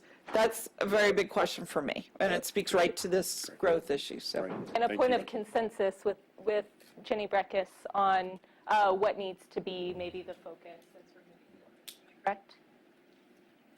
Well, I would say yes, but I would say probably, I've heard it from all of our council over the year, is I'm concerned about this, but do we have the legal authority to evaluate that thing and making a planning decision? Okay, great. Any other pressing issues before we move to make a motion? Right? Seeing none. Chairman Wyski. Thank you. Commissioners, we've been asked for a motion. You have a prepared motion on page 3 of C2, C.2. Can I have a motion, please? Mr. Chairman, Commissioner Schneider. Oh. Commissioner Schneider, go ahead. Okay, I make a motion on approval of Reno Planning Commission to move forward. Thank you. Commissioner Johnson? I will second that. Thank you. I have a motion and a second. Any discussion? All those in favor signify by saying aye. Aye. Aye.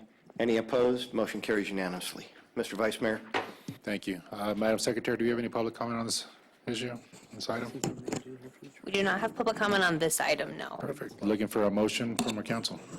Move to approve staff recommendations. I have a motion and a second. Further discussion? All those in favor say aye. All those opposed? Motion carries unanimously. Going on to item C3. Thank you.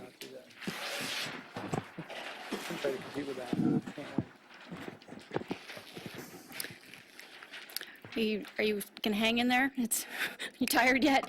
So Darcy White, for the record, Clarion Associates. We're going to shift gears.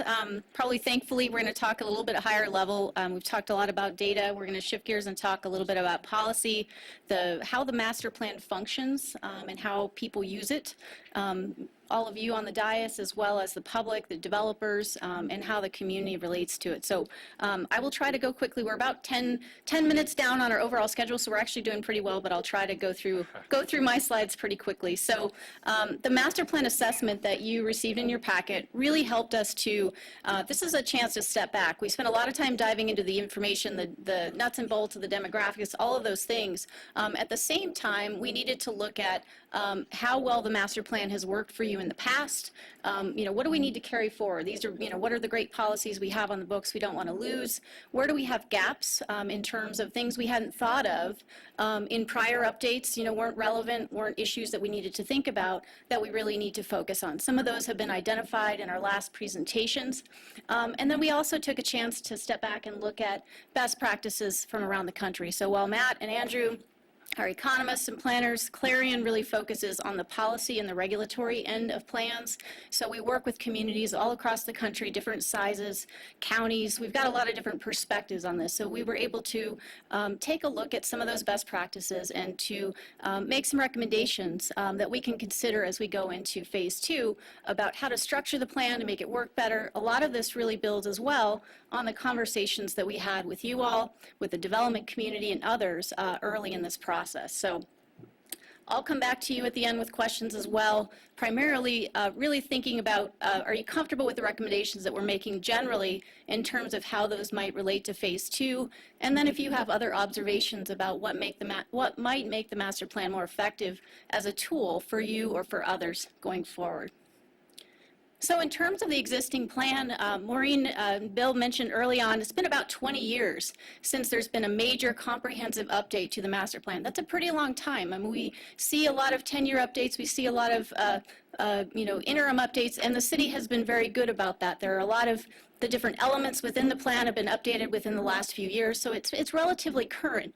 But I think it's really important to take that chance to step back and to really look at the whole body of work and really think about how well it works for the community today. So that's really what we're doing as part of this process, but I think some of the other strengths I wanted to mention, regional collaboration, Commissioner Dury and Breckus also mentioned this. Collaboration is going to be a huge part of this. It has been a big foundation of your plan to date, and it's going to continue to need to be going forward. So that's a real strength of the existing plan. Sustainability. Brianna talked about some of the comments we heard from the community. And in fact, there are a lot of foundational components in the existing plan today that we can build on some of those ideas. So there's a foundation there to build from, as well as some of those tailored directions that we can build on in terms of the different parts of the city. So moving forward into the opportunities for improvement. So we really looked at this as 6 different areas. For each of these, I'll touch on some of the best practices, what's happening out there today, and then really shift gears and think about what it means for Reno. So the first one really talks about vision, and Brianna and Maureen talked about some of the core ideas that came out of those discussions, and Commissioner Breckus, Councilmember Breckus, talked about, wanting to tease out, what do we mean by a base for outdoor activities? And that's exactly what we're going to do as part of phase 2. We really do need to understand what those ideas mean. And I think what we're seeing in plans around the country today is that, a lot of people don't make it past the vision statement when they pick up a plan. And so it's really important that the vision is really clear and it's compelling to everyone that uses it.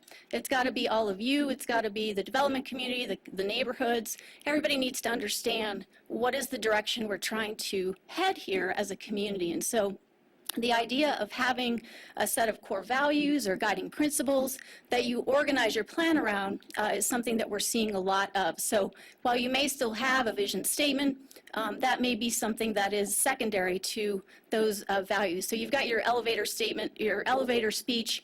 If someone asks you about the master plan process, you can say, it's really about 5 things. This is what we're doing. In terms of opportunities for Reno, I think this is short. It's really just building on the work that Reno and the city and UNR students have done as part of the process so far. So that's really the foundation for building that vision, something we'll get into immediately in phase 2. The second is looking at some of the 21st century challenges and opportunities. And this is really just a way of saying that Reno, the community, the city, and the country are really a pretty different place than they were 20 years ago, even 10 years ago. Plans have changed a lot in that time as well.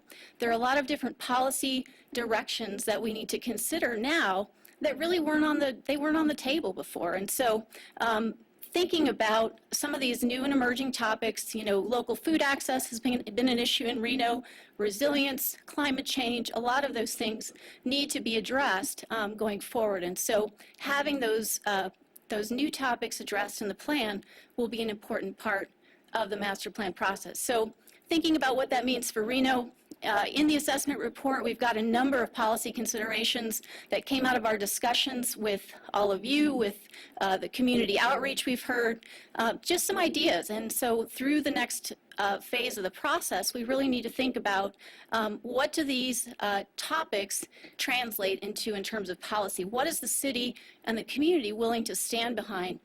How far do you want to go in these different areas? That really varies from community to community. So those will be important discussions to have. Obviously, we'll need to build on the work that the city is doing related to the Compact of Mayors, the sustainability plan, and other efforts that have happened or are going to be happening at the same time. The next section talks about the policy framework. And we talk about policies. These are your goals, policies, strategies. How do we achieve that vision that we're trying to do? And I think one of the clear messages we wanted to get across when we met with all of you, I remember some folks, I won't name names, but one of the planning commissioners said, well, generally we can find what we're looking for. We asked how well do you use the plan, how often do you use it, but sometimes we just have to go ask the planners. And, you should be able to find what you're looking for. It shouldn't need to be, you shouldn't have to go ask for help trying to figure out where to find something. It should be pretty straightforward. And so even though the information is solid, it's in here, it needs to be rearranged. It needs to be streamlined. And so just to give you a sense of where communities are going, so this is the New York City plan. And so I think, if you think about size of community, so we've got some streamlining to do. And, I think beyond the streamlining, I think just having that through line between the vision, the goals, the policies is going to be really important. Right now it's very segmented, so if you're looking at transportation issues or housing, you go to that section, but you may miss a whole lot of other things that relate to that. So how do all these topics hang together? Why? Bill talked about the why, and that's the part I think that's really missing in terms of how they all hang together. So again, this is an area where linkages to what's happening within the region are going to be critical, and thinking about some of that general housekeeping information. So a lot of times it can feel kind of scary to feel like we have to lose some parts of our plan, but it's kind of like cleaning your closet. If you haven't worn the shoes in 3 years, you don't even know why you have them. You probably don't need to carry them forward. So it's a process we'll go through in terms of vetting those ideas with the community. These are the goals we have on the books today. Are they still valid? What are the new goals that we need going forward? Downtown university linkage, this has come up in a couple of points already. This is really important. So even though we recognize there will be kind of a parallel track process going on related to downtown, possibly two, there are really some important opportunities here. So successful downtowns that we've worked with really have an emphasis on partnerships, engaged business organizations. There's a lot of strategies that can be explored through the process to help support those parallel initiatives. So we see the master plan, going back to the role of the master plan as the umbrella document, that's really an opportunity, even if there is a parallel track for some downtown, more focused downtown discussions, that ultimately there needs to be a strong presence in the overall master plan as to how important it is to the community and how it fits with your overall vision. Capacity for growth, another thing we've touched on already, and I think the message in terms of the actual plan is that you've got to have certainty about where and how and when you can grow. And if you don't have that, you're not going to get the investment that you want in the locations that you want. And so we've got to have that clarity in the plan. We've got a lot of great work to build on that regional planning has been doing, the housing study, the industrial lands work. And so our suggestion is continue that collaboration. We'll be able to get into more detail in our work within the city of Reno as part of phase 2, but this is important. It's got to be clear not only through this process, but 2 years from now when you're sitting there reviewing a project and you've got your plan or someone comes in, that they know where to find that information, and it's very clear. So last one I'll touch on is implementation and monitoring, and I think this is one of the areas we heard early on that there hasn't been a lot of focus. That the plan right now is really used as a development review tool primarily, and what we really are seeing across the country is that community master plans are becoming much more strategic in how they're used. They're really intended to be a tool, not just for the Planning Commission and the development community, but it really should be aligned with the overall direction of the city. And so this is important, not just for how well the master plan functions, but it's also important thinking about how the city can be more efficient and effective in its day-to-day work. So the city as an organization. So having a clear strategy for implementation and then actually tracking that over time is going to be really important. More and more communities are directly linking specific priorities in their plans to their CIP, their budgeting process, and that's a really a great way to track your progress over time and get things done. In terms of opportunities for Reno, this idea of using the master plan more strategically is a big one. I think tying it to the work that you all have already done, the city council priorities identified as part of the strategic planning process.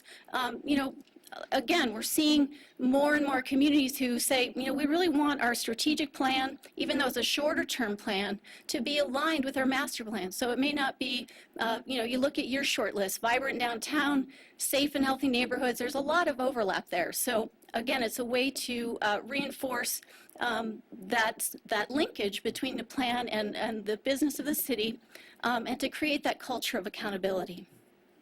So we're going to shift again to those questions, and I apologize for going so fast. As your friendly facilitator of an expedient process, I wanted to emphasize that we are starting to feel the crunch of time.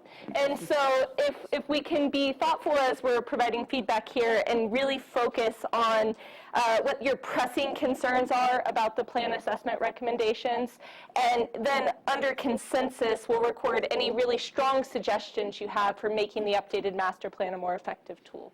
So we'll open it up for a very streamlined conversation. Yes. So I like your visual there of New York City and the City of Reno master plan. That was great. But there was a lot of work that went into the City of Reno master plan, mainly because we have neighborhoods or silos of turf wars going on, and there's a neighborhood plan for almost everywhere in the city, and we have maybe an overarching one, say like the open space and greenways plan.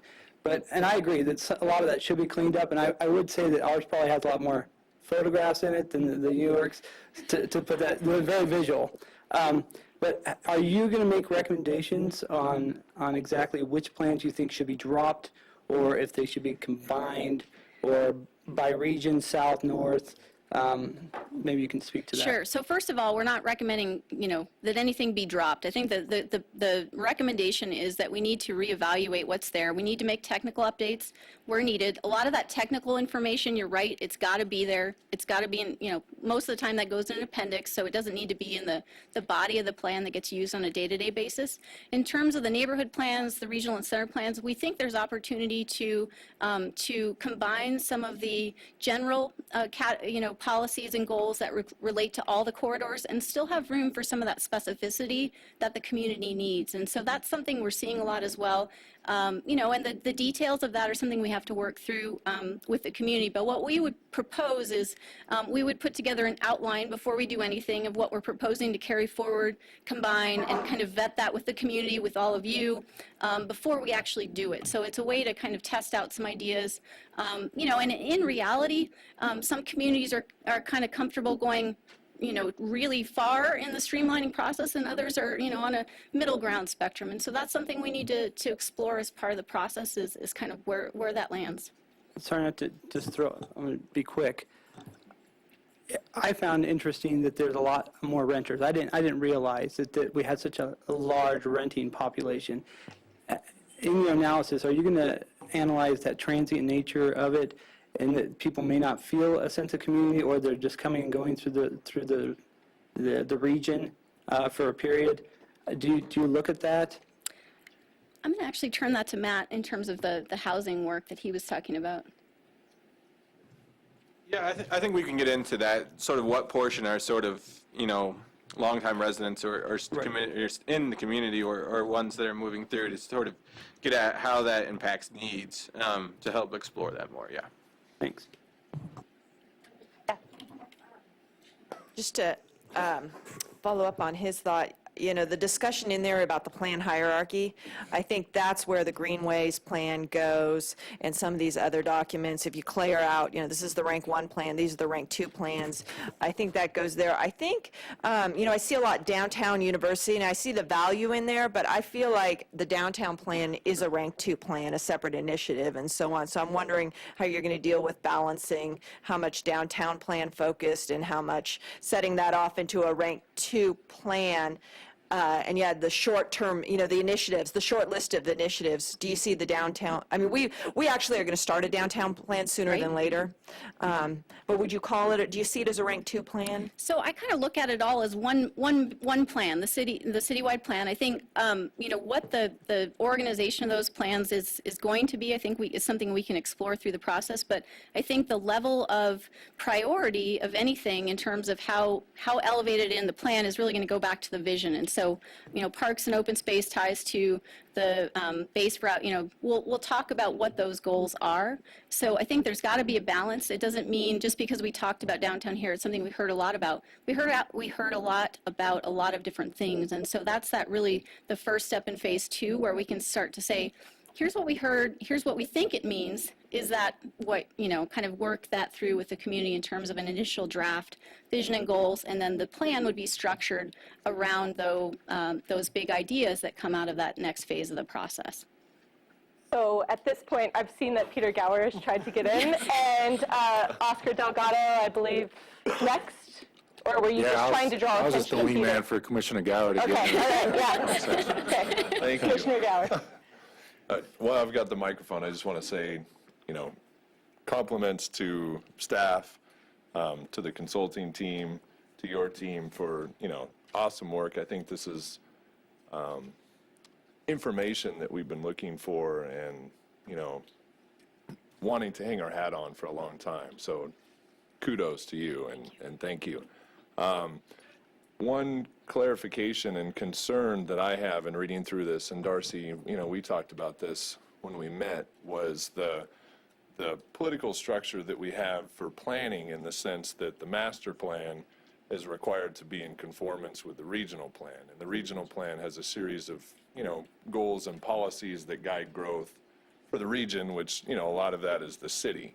So going forward, when we think about how we're going to change the master plan, we've got to be communicating with regional planning. And I know that they're going through a regional plan update 2017, is that right? They're initiating that process to make sure that, you know, we're in sync as we go forward. Because right now the regional plan has, you know, this Todd and center concept, and you know, I guess there's some debate on whether that's, you know, working well for the city or not. So, you know, having that dialogue going forward from a policy perspective, I think will be important. And I think we run into that question a lot, both with, you know, whether it's a regional situation or just in terms of how are we complying with our state required elements. And, I think what we've found is there's a lot of flexibility there in terms of how you do that. So it doesn't mean you're not in compliance, but the city may have a little bit of a different take on how different ideas are applied at a local level. And so that's a conversation absolutely would be happening in collaboration with regional, and, as we know more about what the community is interested in. And but, we think we've found there's some flexibility there in terms of how different ideas end up, being portrayed. You have to be clear about how you're doing it, but you do have some flexibility. So I would also say the timing is very advantageous for the city to really craft that compelling and clear vision and make sure that that is out there before the regional plan starts. And that way they can pick up on that and make sure it's incorporated in their plan. And so it allows the city to be a little more leading in its efforts. Well, and I don't sit on the Regional Planning Commission, but I know a lot of folks up here do, and also on the Regional Planning Governing Board. It doesn't have to be a one-way dialogue. I mean, the city definitely has the opportunity to influence that, what that plan looks like. Any final urgent comments about this particular item before we move to, yeah? One of the things that we discussed early on in your presentation was not only the collaboration with our regional partners, but how our old plan has worked. And one of the concerns I've had, and I think I voiced it when I met with you, is that we tend to plan day by day rather than having this plan be a 20-year plan, and the requirements to make this plan work need to go into the plan. So if we're going to plan growth, we need to plan the infrastructure to support that growth at the same time. So that, I would hope that looks like, that we're going to see that as part of the plan, is we've got supporting infrastructure built into the plan so that makes it onto the planning for budgeting in the future is with our regional partners and within our government. Because I think that's one of the places that the old plan has lacked, and that's why we're so far behind on infrastructure. I think that's a good segue, actually, Dr. Wolf, to phase 2, because we'll talk a little bit about some of the tasks and different things that relate back to that. So if you're all comfortable, we'll transition to motion making. Yes, Chairman Weisky. Thank you. Commissioners, on page 2 of C.3, we have a motion. Somebody prepared to make it? Mr. Chairman, I'll make Commissioner Reno? Regarding C3, I move to approve staff's recommendations. Thank you very much. I have a motion. Do I have a second? Commissioner Gower, I'll second. Thank you, Commissioner Gower. Discussion? All those in favor signify by saying aye. Aye. Aye. Any opposed? Motion carries unanimously. Vice Mayor. Thank you. Madam Secretary, any public comment on this item? None on this item, Mr. Vice Mayor. Thank you. Council, may I please have a motion? Motion to approve item C3, assessment of the current Reno master plan. Motion. Have a second.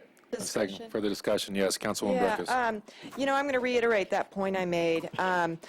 We had a subdivision come before the Council on Appeal a couple weeks ago, and in my life, 20 years of land use planning, I've only seen one subdivision go down by a body, not here in this state, but I am seeing signs that make me nervous. I'm seeing signs on negotiations with developers for in lieu of impact fees. I'm seeing concerns as we're getting out into areas, and it makes me nervous because subdivision activity really should be almost a check in the box. Is it there or not? And I think a record can be made on some of these subdivisions strongly one way or the other. So I feel that, the pressure we're seeing, we've been absorbing a lot of development, and we still have a fair amount to absorb, but a takeaway for me is that not all of those land entitlements we have out there, I don't know if it's 87,000 residential units or so, 30-plus years of supply, are equal to us in a very short-term basis.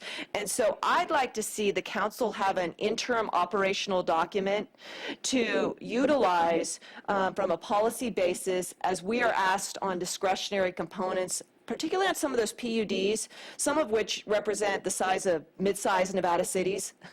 And if those are coming forward, it's going to be a huge issue for us in the interim. So I would maybe ask the council if in the scope of phase 2, they give direction for the preparation, scoping for council consideration of an interim policy to utilize in discretionary considerations related to plan unit developments that are embarking upon initial subdivision and/or land entitlement. Do you, and let me ask you this, Ms. White, do you ever see cities when they're going through these protracted master planning issues, they have to kind of fast track onto some side issues like what I'm bringing up? That issue particularly has not come up. We do not see that. I haven't seen, it's not something I've seen since pre-recession, when, things were happening so quickly. So it's not But do something you I see understand the often. concern that I I'm do. expressing? So I don't know if, I'd like to see Phase 2 early work scope have something that we can utilize in the interim. If the number's right that Tumwa's got 15,000 residential units in for discovery, that means we're going to be seeing some big these PUDs come into us, and that will be a big commitment of revenue, of services and going on. Assistant Manager Thomas. So getting to that point, I think what I would suggest to the council in particular is that that issue is obviously very real, and those projects will continue to come forward as we do this process. But I'd be a little concerned about anchoring this master plan process to kind of the interim solution. And what I mean by that is I think we need to bring it back for the council's discussion as a separate issue and not burden this Phase 2 with resolving the interim, because it's quite possible we'll never get Phase 2 done if we spend all our time on the interim. I'm not saying that it's not important, but I would rather have Phase 2 maybe be a little purer in terms of getting the overall master plan done. Because what you raise, there's going to be some complex questions that need to be dealt with, and there's going to be a lot more legal issues tied to what we do in the interim. So that would just be my suggestion, is that... About the Evans ranches, Right. going out to Springs, and about the ranches, which are huge numbers. I think I understand what you're saying. All I'm saying is I would prefer that we not burden this master planning effort with solving that problem. And you feel that's something our staff can work with us on? Absolutely. Okay. Then I'll retract that proposed motion. Councilman McKenzie. I think I understand where Councilwoman Breckus is going. It's the fact that we have a lot of entitlements out there that we don't figure into our infrastructure capacities. And the idea that we would include those developments that have entitlements and the infrastructure, the burden they're going to put on our infrastructure as part of our planning process, part of this planning process, because they're out there, they've got entitlements. Many of them, the entitlements never expire. And those are a long-term burden on this community to provide that infrastructure. And if it doesn't exist already, then it's something we need to be planning for how we're going to address it. So I understand that position of it. I don't know an interim document, but I think that that's something we need to consider as we plan, because we have a lot of burden on infrastructure that we haven't got the ability to provide. So at this point, I just want to point out that we've recorded as a concern some of these entitlement issues as something that can be considered as the consultants move forward. And we've also put on the bike rack that there potentially needs to be further discussion with the council. So I have a motion by Dewar and a second by Bob Zine. Any further discussion? Seeing none, all those in favor say aye. Aye. All those opposed? Motion carries. Moving on to item C4. Okay, so the last bit of presentation here, and it is very, very short compared to what you've listened to so far, is a preliminary work program as to how we think some of these issues can be addressed, discussed, vetted with the community and with you going into Phase 2. So Bill mentioned early on, we're looking at kind of this process, the Phase 2 work, taking into kind of mid-year to 2017. We've got that broken out into 4 tasks, since we've got Phase 1, Phase 2, we're calling these broad tasks, we've got some subtasks we'll talk about. So really looking at the plan foundations, getting into some of these land use and infrastructure questions in the second part of that task, and then the last 2 are really related to kind of bringing it all together. So I'll touch on each of those here in a moment, and we'll come back to this in terms of the overall work plan and clarification. In terms of public participation, Maureen and Brianna talked about the work that they've been doing in conjunction with Dr. Wolf and the UNR team. We see that continuing to be the foundation going forward. Having that local presence and that neutral perspective with the UNR folks has been extremely valuable to the process, and so the recommendation is that that framework be carried forward. Our team would provide assistance during those public outreach phases in terms of here's the information, here's the type of information we need to get feedback on, here are some ideas we have, but we would work closely with them through that, and they would do the actual meetings. So there would be a separate public involvement plan developed specifically for Phase 2, working closely with Anna and Maureen and Brianna. During each of those 4 stages, what we're envisioning, so Phase 2 was really kind of one big outreach effort. It was very high level, lots of different things were discussed, and as Maureen talked about early on, we're going to start to get more focused as we go through the process. So each time we come back to you all, or that we come back to the community, we're going to have more specific questions, and it's really going to be this iterative process of here's what we heard from you last time, here's what we've kind of taken and done with that information, here's some new analysis that we've done. What do you think? We go back, we take that information, we do it again. And so the community and you all should really have a key in helping shape that process. So we've set it up, proposed setting it up in a way that that back and forth has an opportunity to happen. So just in terms of sequencing, the proposed work plan looks at, I think we've got quarterly work sessions like this with this group. So we would be moving through it at a quicker pace than Phase 1. We've got a lot of that. A lot of the foundational work takes a lot of time to get to, and we're going to need to kind of see that progression going forward. So it's going to move at a quicker pace. There would be more frequent interaction as part of Phase 2. So the plan foundations really start to look at what do those bits of information, the big ideas that came out of the Phase 1 outreach really mean in terms of goals and policies. We flagged, you've got, I think, 20 existing goals in your plan now. That's probably going to look pretty different going forward, but we need to start putting some meat on the bones of those ideas, testing them with the community, testing them with you, and understanding what that framework for the plan is really going to look like. So how do we articulate the vision, and how do we start to build the pieces of the plan? The other piece of Phase 1 that Matt touched on early on is that while the vision and goals piece is being developed, that's something Clarion would take the lead on. EPS would continue to work on some of that deeper dive analysis on housing, as well as economic development. And Councilmember Breckus, you mentioned, is this our economic development policy? One of the things we noted is that there is no economic element in your current master plan, and that's something we think you really need. And so what does that look like? How does it relate to the regional initiatives that are happening, other organizations that focus on those issues?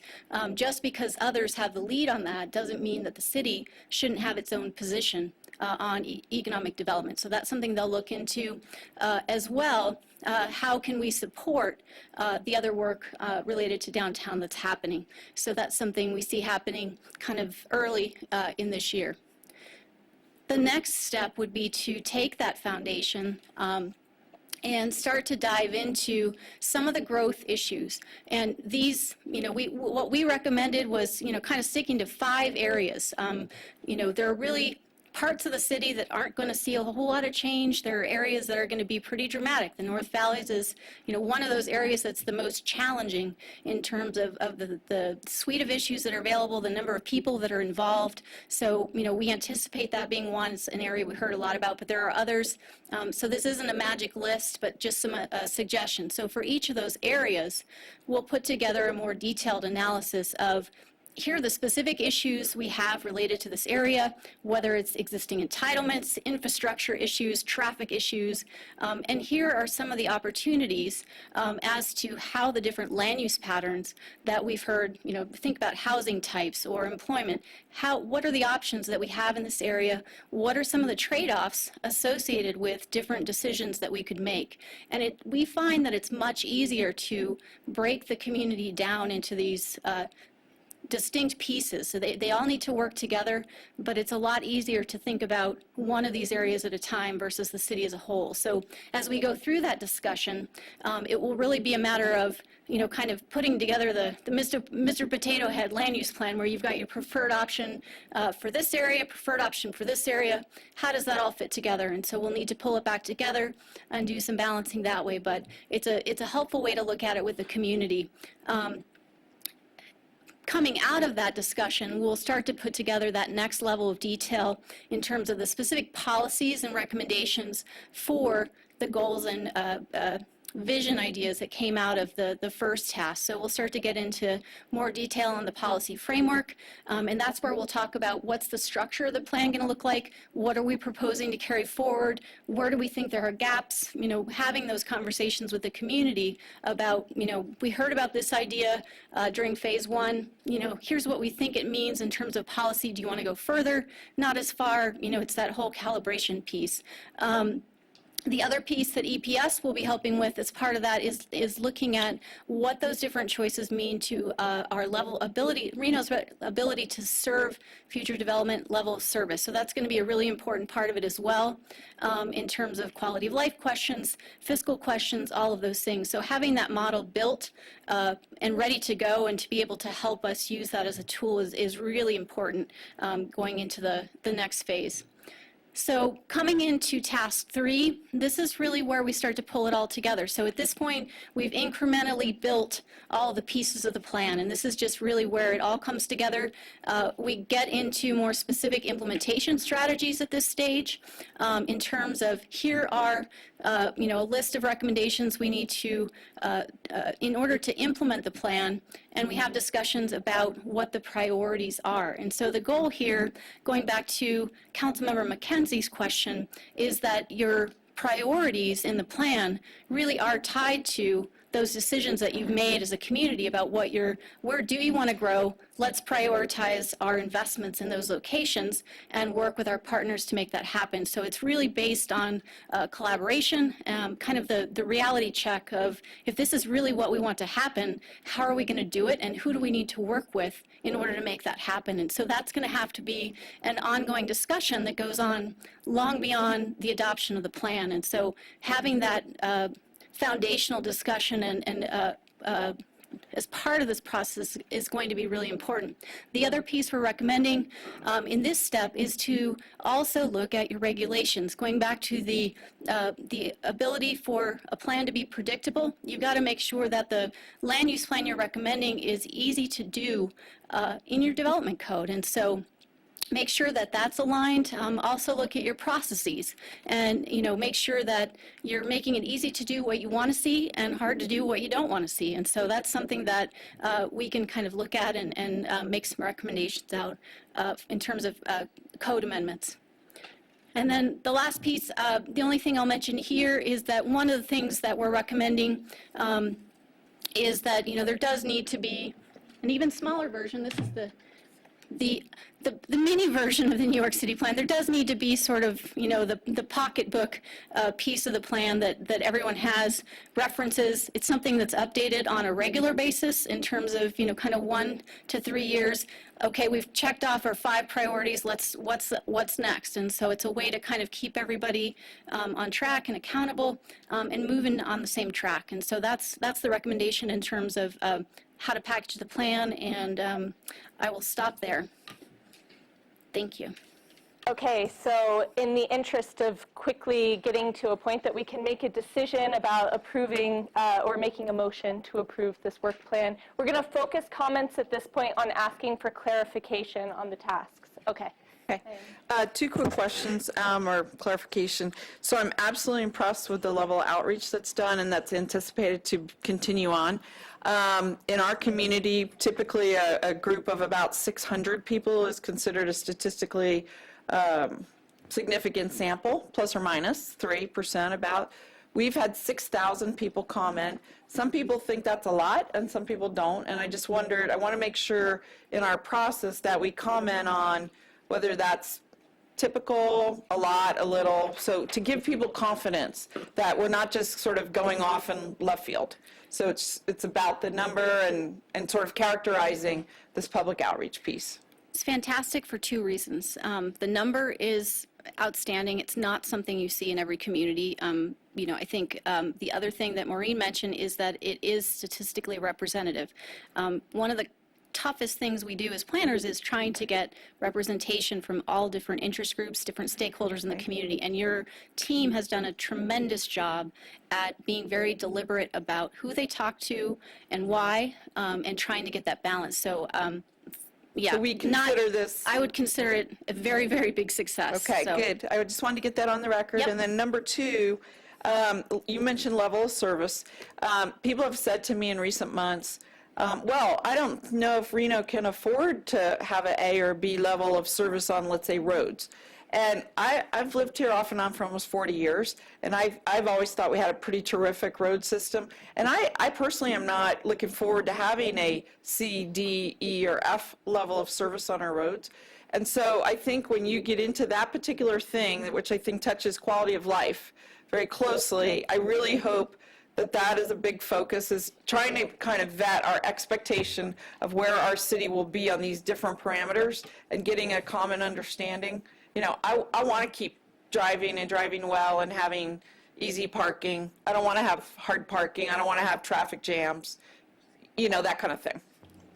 So I just wanted to register that with you guys at this phase.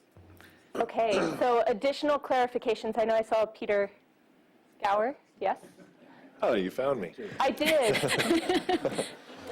Just a quick question, clarification. So when you go back out to the community with these scenarios, and I'm trying to envision how you're going to do this, is it going to be a live kind of scenario where you're looking at different development models and, what the effects are on traffic and, affordability, fiscal impacts, or are they going to be like static, option A, B, C, D kind I of think thing? in terms of the information, you hit on all the key points. I think the specifics of it is not something we've talked a lot about yet, so I think that's to be determined. But I think the range of issues needs to be presented and clear understanding of those trade-offs. So lots of different ways to do that. Okay. And then the second part of the question, clarification, is the outreach process going to be similar to what it was previously, going back to the same groups that you went to, trying to get the same level of engagement? So for the record, Maureen McKissick, and Brianna, if you want to help me with this, we are at this point in discussions with Clarion about how we are going to undertake the Phase 2 public participation. We hit a phenomenal number with Phase 1. At this point in the process, the right people are going to be more important than the numbers. And so we're looking at how we take the massive amount of inputs that we had, which we have collected now. We have a very robust email list. We have a number of engaged citizens, and how we mobilize the right types of inputs around very specific issues. There's a number of ways that different communities tackle this, and we're studying what those are, and we're talking with Clarion about their thoughts on what they've found in other communities. And part of what we'll be bringing back to you is much more specifics around how Phase 2 public participation is going to look. But just off the top, it will not have the huge numbers that we had in Phase 1. Do you want to add anything? Brianna, well, for the record, confirming what Maureen's saying, and that there will be an additional variety in how we are seeking input. So, Thank you. Any additional clarifications? Yes. Question,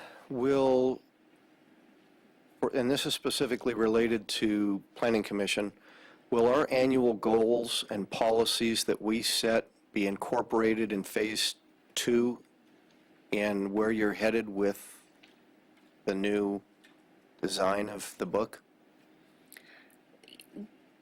Great question. I think in a similar fashion as the city council priorities, I think that's absolutely something we need to take a look at. To be honest, I have not seen the planning commission goals, so that's something that we missed, so we need to take a look at that, and I think that's something that we would want to. Oh, hey. Hi. Claudia Hansen, Planning Manager. Yes, definitely. We will get together all of your goals from the past probably 5 to 10 years and look at those. And I'm sure there's going to be a trend in those, and there'll also be probably some repeat comments that we've seen in the public participation. Okay. Question for Darcy to back this up. Next month is our annually when we reestablish or we review our goals from the past year. If City Council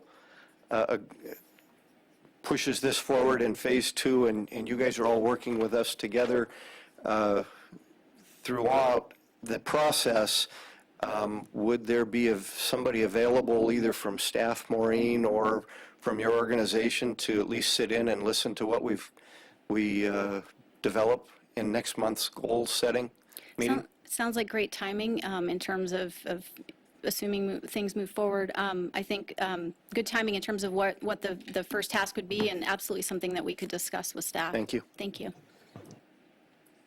Okay. Any more pressing clarifications needed before we would move forward?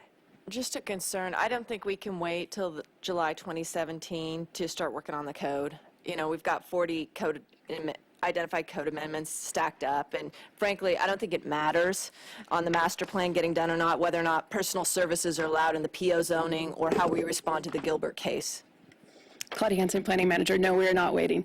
We are starting as council has directed us, the sign code. We will be working on that starting in February to clean that up. And then we are already starting process with the Attorney's Office to pull out some of the key elements that need to be addressed. And we will start the community outreach and the focus groups and the technical advisory groups in February and March. Council will be briefed before you. Of course. Yeah. Yes. Hey, we're only 15 minutes over. So at this point, I'll turn it back over to the council. Chairman Weisky. Thank you, Mr. Vice Mayor. Commissioners, at this time, City Council would like to hear a recommendation vote from us to move this process forward into phase 2. Do I have a motion? Commissioner Gower. Thank you, Mr. Chairman. Commissioner Gower, definitely excited to make the recommendation to move the process forward into phase 2, recommending it to City Council. Thank you very much. I have a motion. Do I have a second? Commissioner Woosley? I'd like to second that. Thank you. I have a motion and a second. Any discussion? All those in favor signify by saying aye. Aye. Aye. Motion carries unanimously. Mr. Vice Mayor, it's yours. Thank you, Chairman. Madam Secretary, any public comment on this item? None on this item, Mr. Vice Mayor. Council, may I please have a motion? Mr. Vice Mayor, I'll make the motion to move to phase 2. Motion, can I have a second? Second. Further discussion on item C4? A motion and second. All those in favor say aye. Aye. All those opposed? Motion carries unanimously. Item D, public comments. Madam Secretary, do we have any general public comment? Yes, we do. Mr. Vice Mayor, Eddie Lurton would like to speak on this item. City Council, for the record, my name's Eddie Lorton. I ended up, most communities do a master plan every 10 years. I'm glad to see after 20 we're doing one. That's great. And I just hope in the future, because we'll really be relying on each and every one of you to try to integrate the past and the future. So as we move forward with our community, there's infrastructure problems. I'm glad Chuck brought up a good comment about transients and things like that. So there are a lot of things that need to be addressed here. And but for the future, I hope we remember that, like in the downtown corridor, it's an entertainment district. So if they come in, try to do a big computer section and all of a sudden close the casinos, that's not going to work in this town. So while we're getting this plan together, I hope as we did our tax breakdown, how we're seeing gross sales tax and things like that, the casinos and bars and different, businesses that we have downtown, that's the number one cause of revenue. Plus our business fees and licenses, where casinos and bars, they're the most expensive ones we have, and we pay quarterly. So why we can move forward, I hope we can consider all these things for the future of Reno and rely on everyone to do that. But it is a 24-hour town. I love being here. And for those of you that don't like it, they can move on the outskirts and stuff like that. But I hope we can keep Reno, but move forward in a good, responsible way so we can have a great city that we live in. And thanks everybody for their participation. Thank you. Thank you. Madam Secretary, any further public comment? Mr. Vice Mayor, we have no further public comment. Thank you. I'll now close public comments. Look for a meeting to adjourn. I'll look Vice at the Mayor, chairman for his commission. Before you do that, Yeah. may I make a quick announcement, please? Absolutely. To the audience that's staying for our Planning Commission meeting. Staff is going to take about 15 to 20 minutes to break down the dais and the tables in front, and then we will be adjourning our Planning Commission meeting. So once this meeting is closed, give us about 15 to 20 minutes, and then we will start the Planning Commission meeting. Thank you, Mr. Vice Mayor. Absolutely. Any further discussion? I would just like to say thank you, Planning Commission. A pleasure working with all of you on this evening. I look forward to Phase 2 as it proceeds, and thank you all for the presentations. I think it's very valuable, and thank you to the audience and all those that have participated. With that being said, Councilman Kinsey, I believe you're going to make a... Second. All those in favor say aye. Aye. Opposed? Thank you.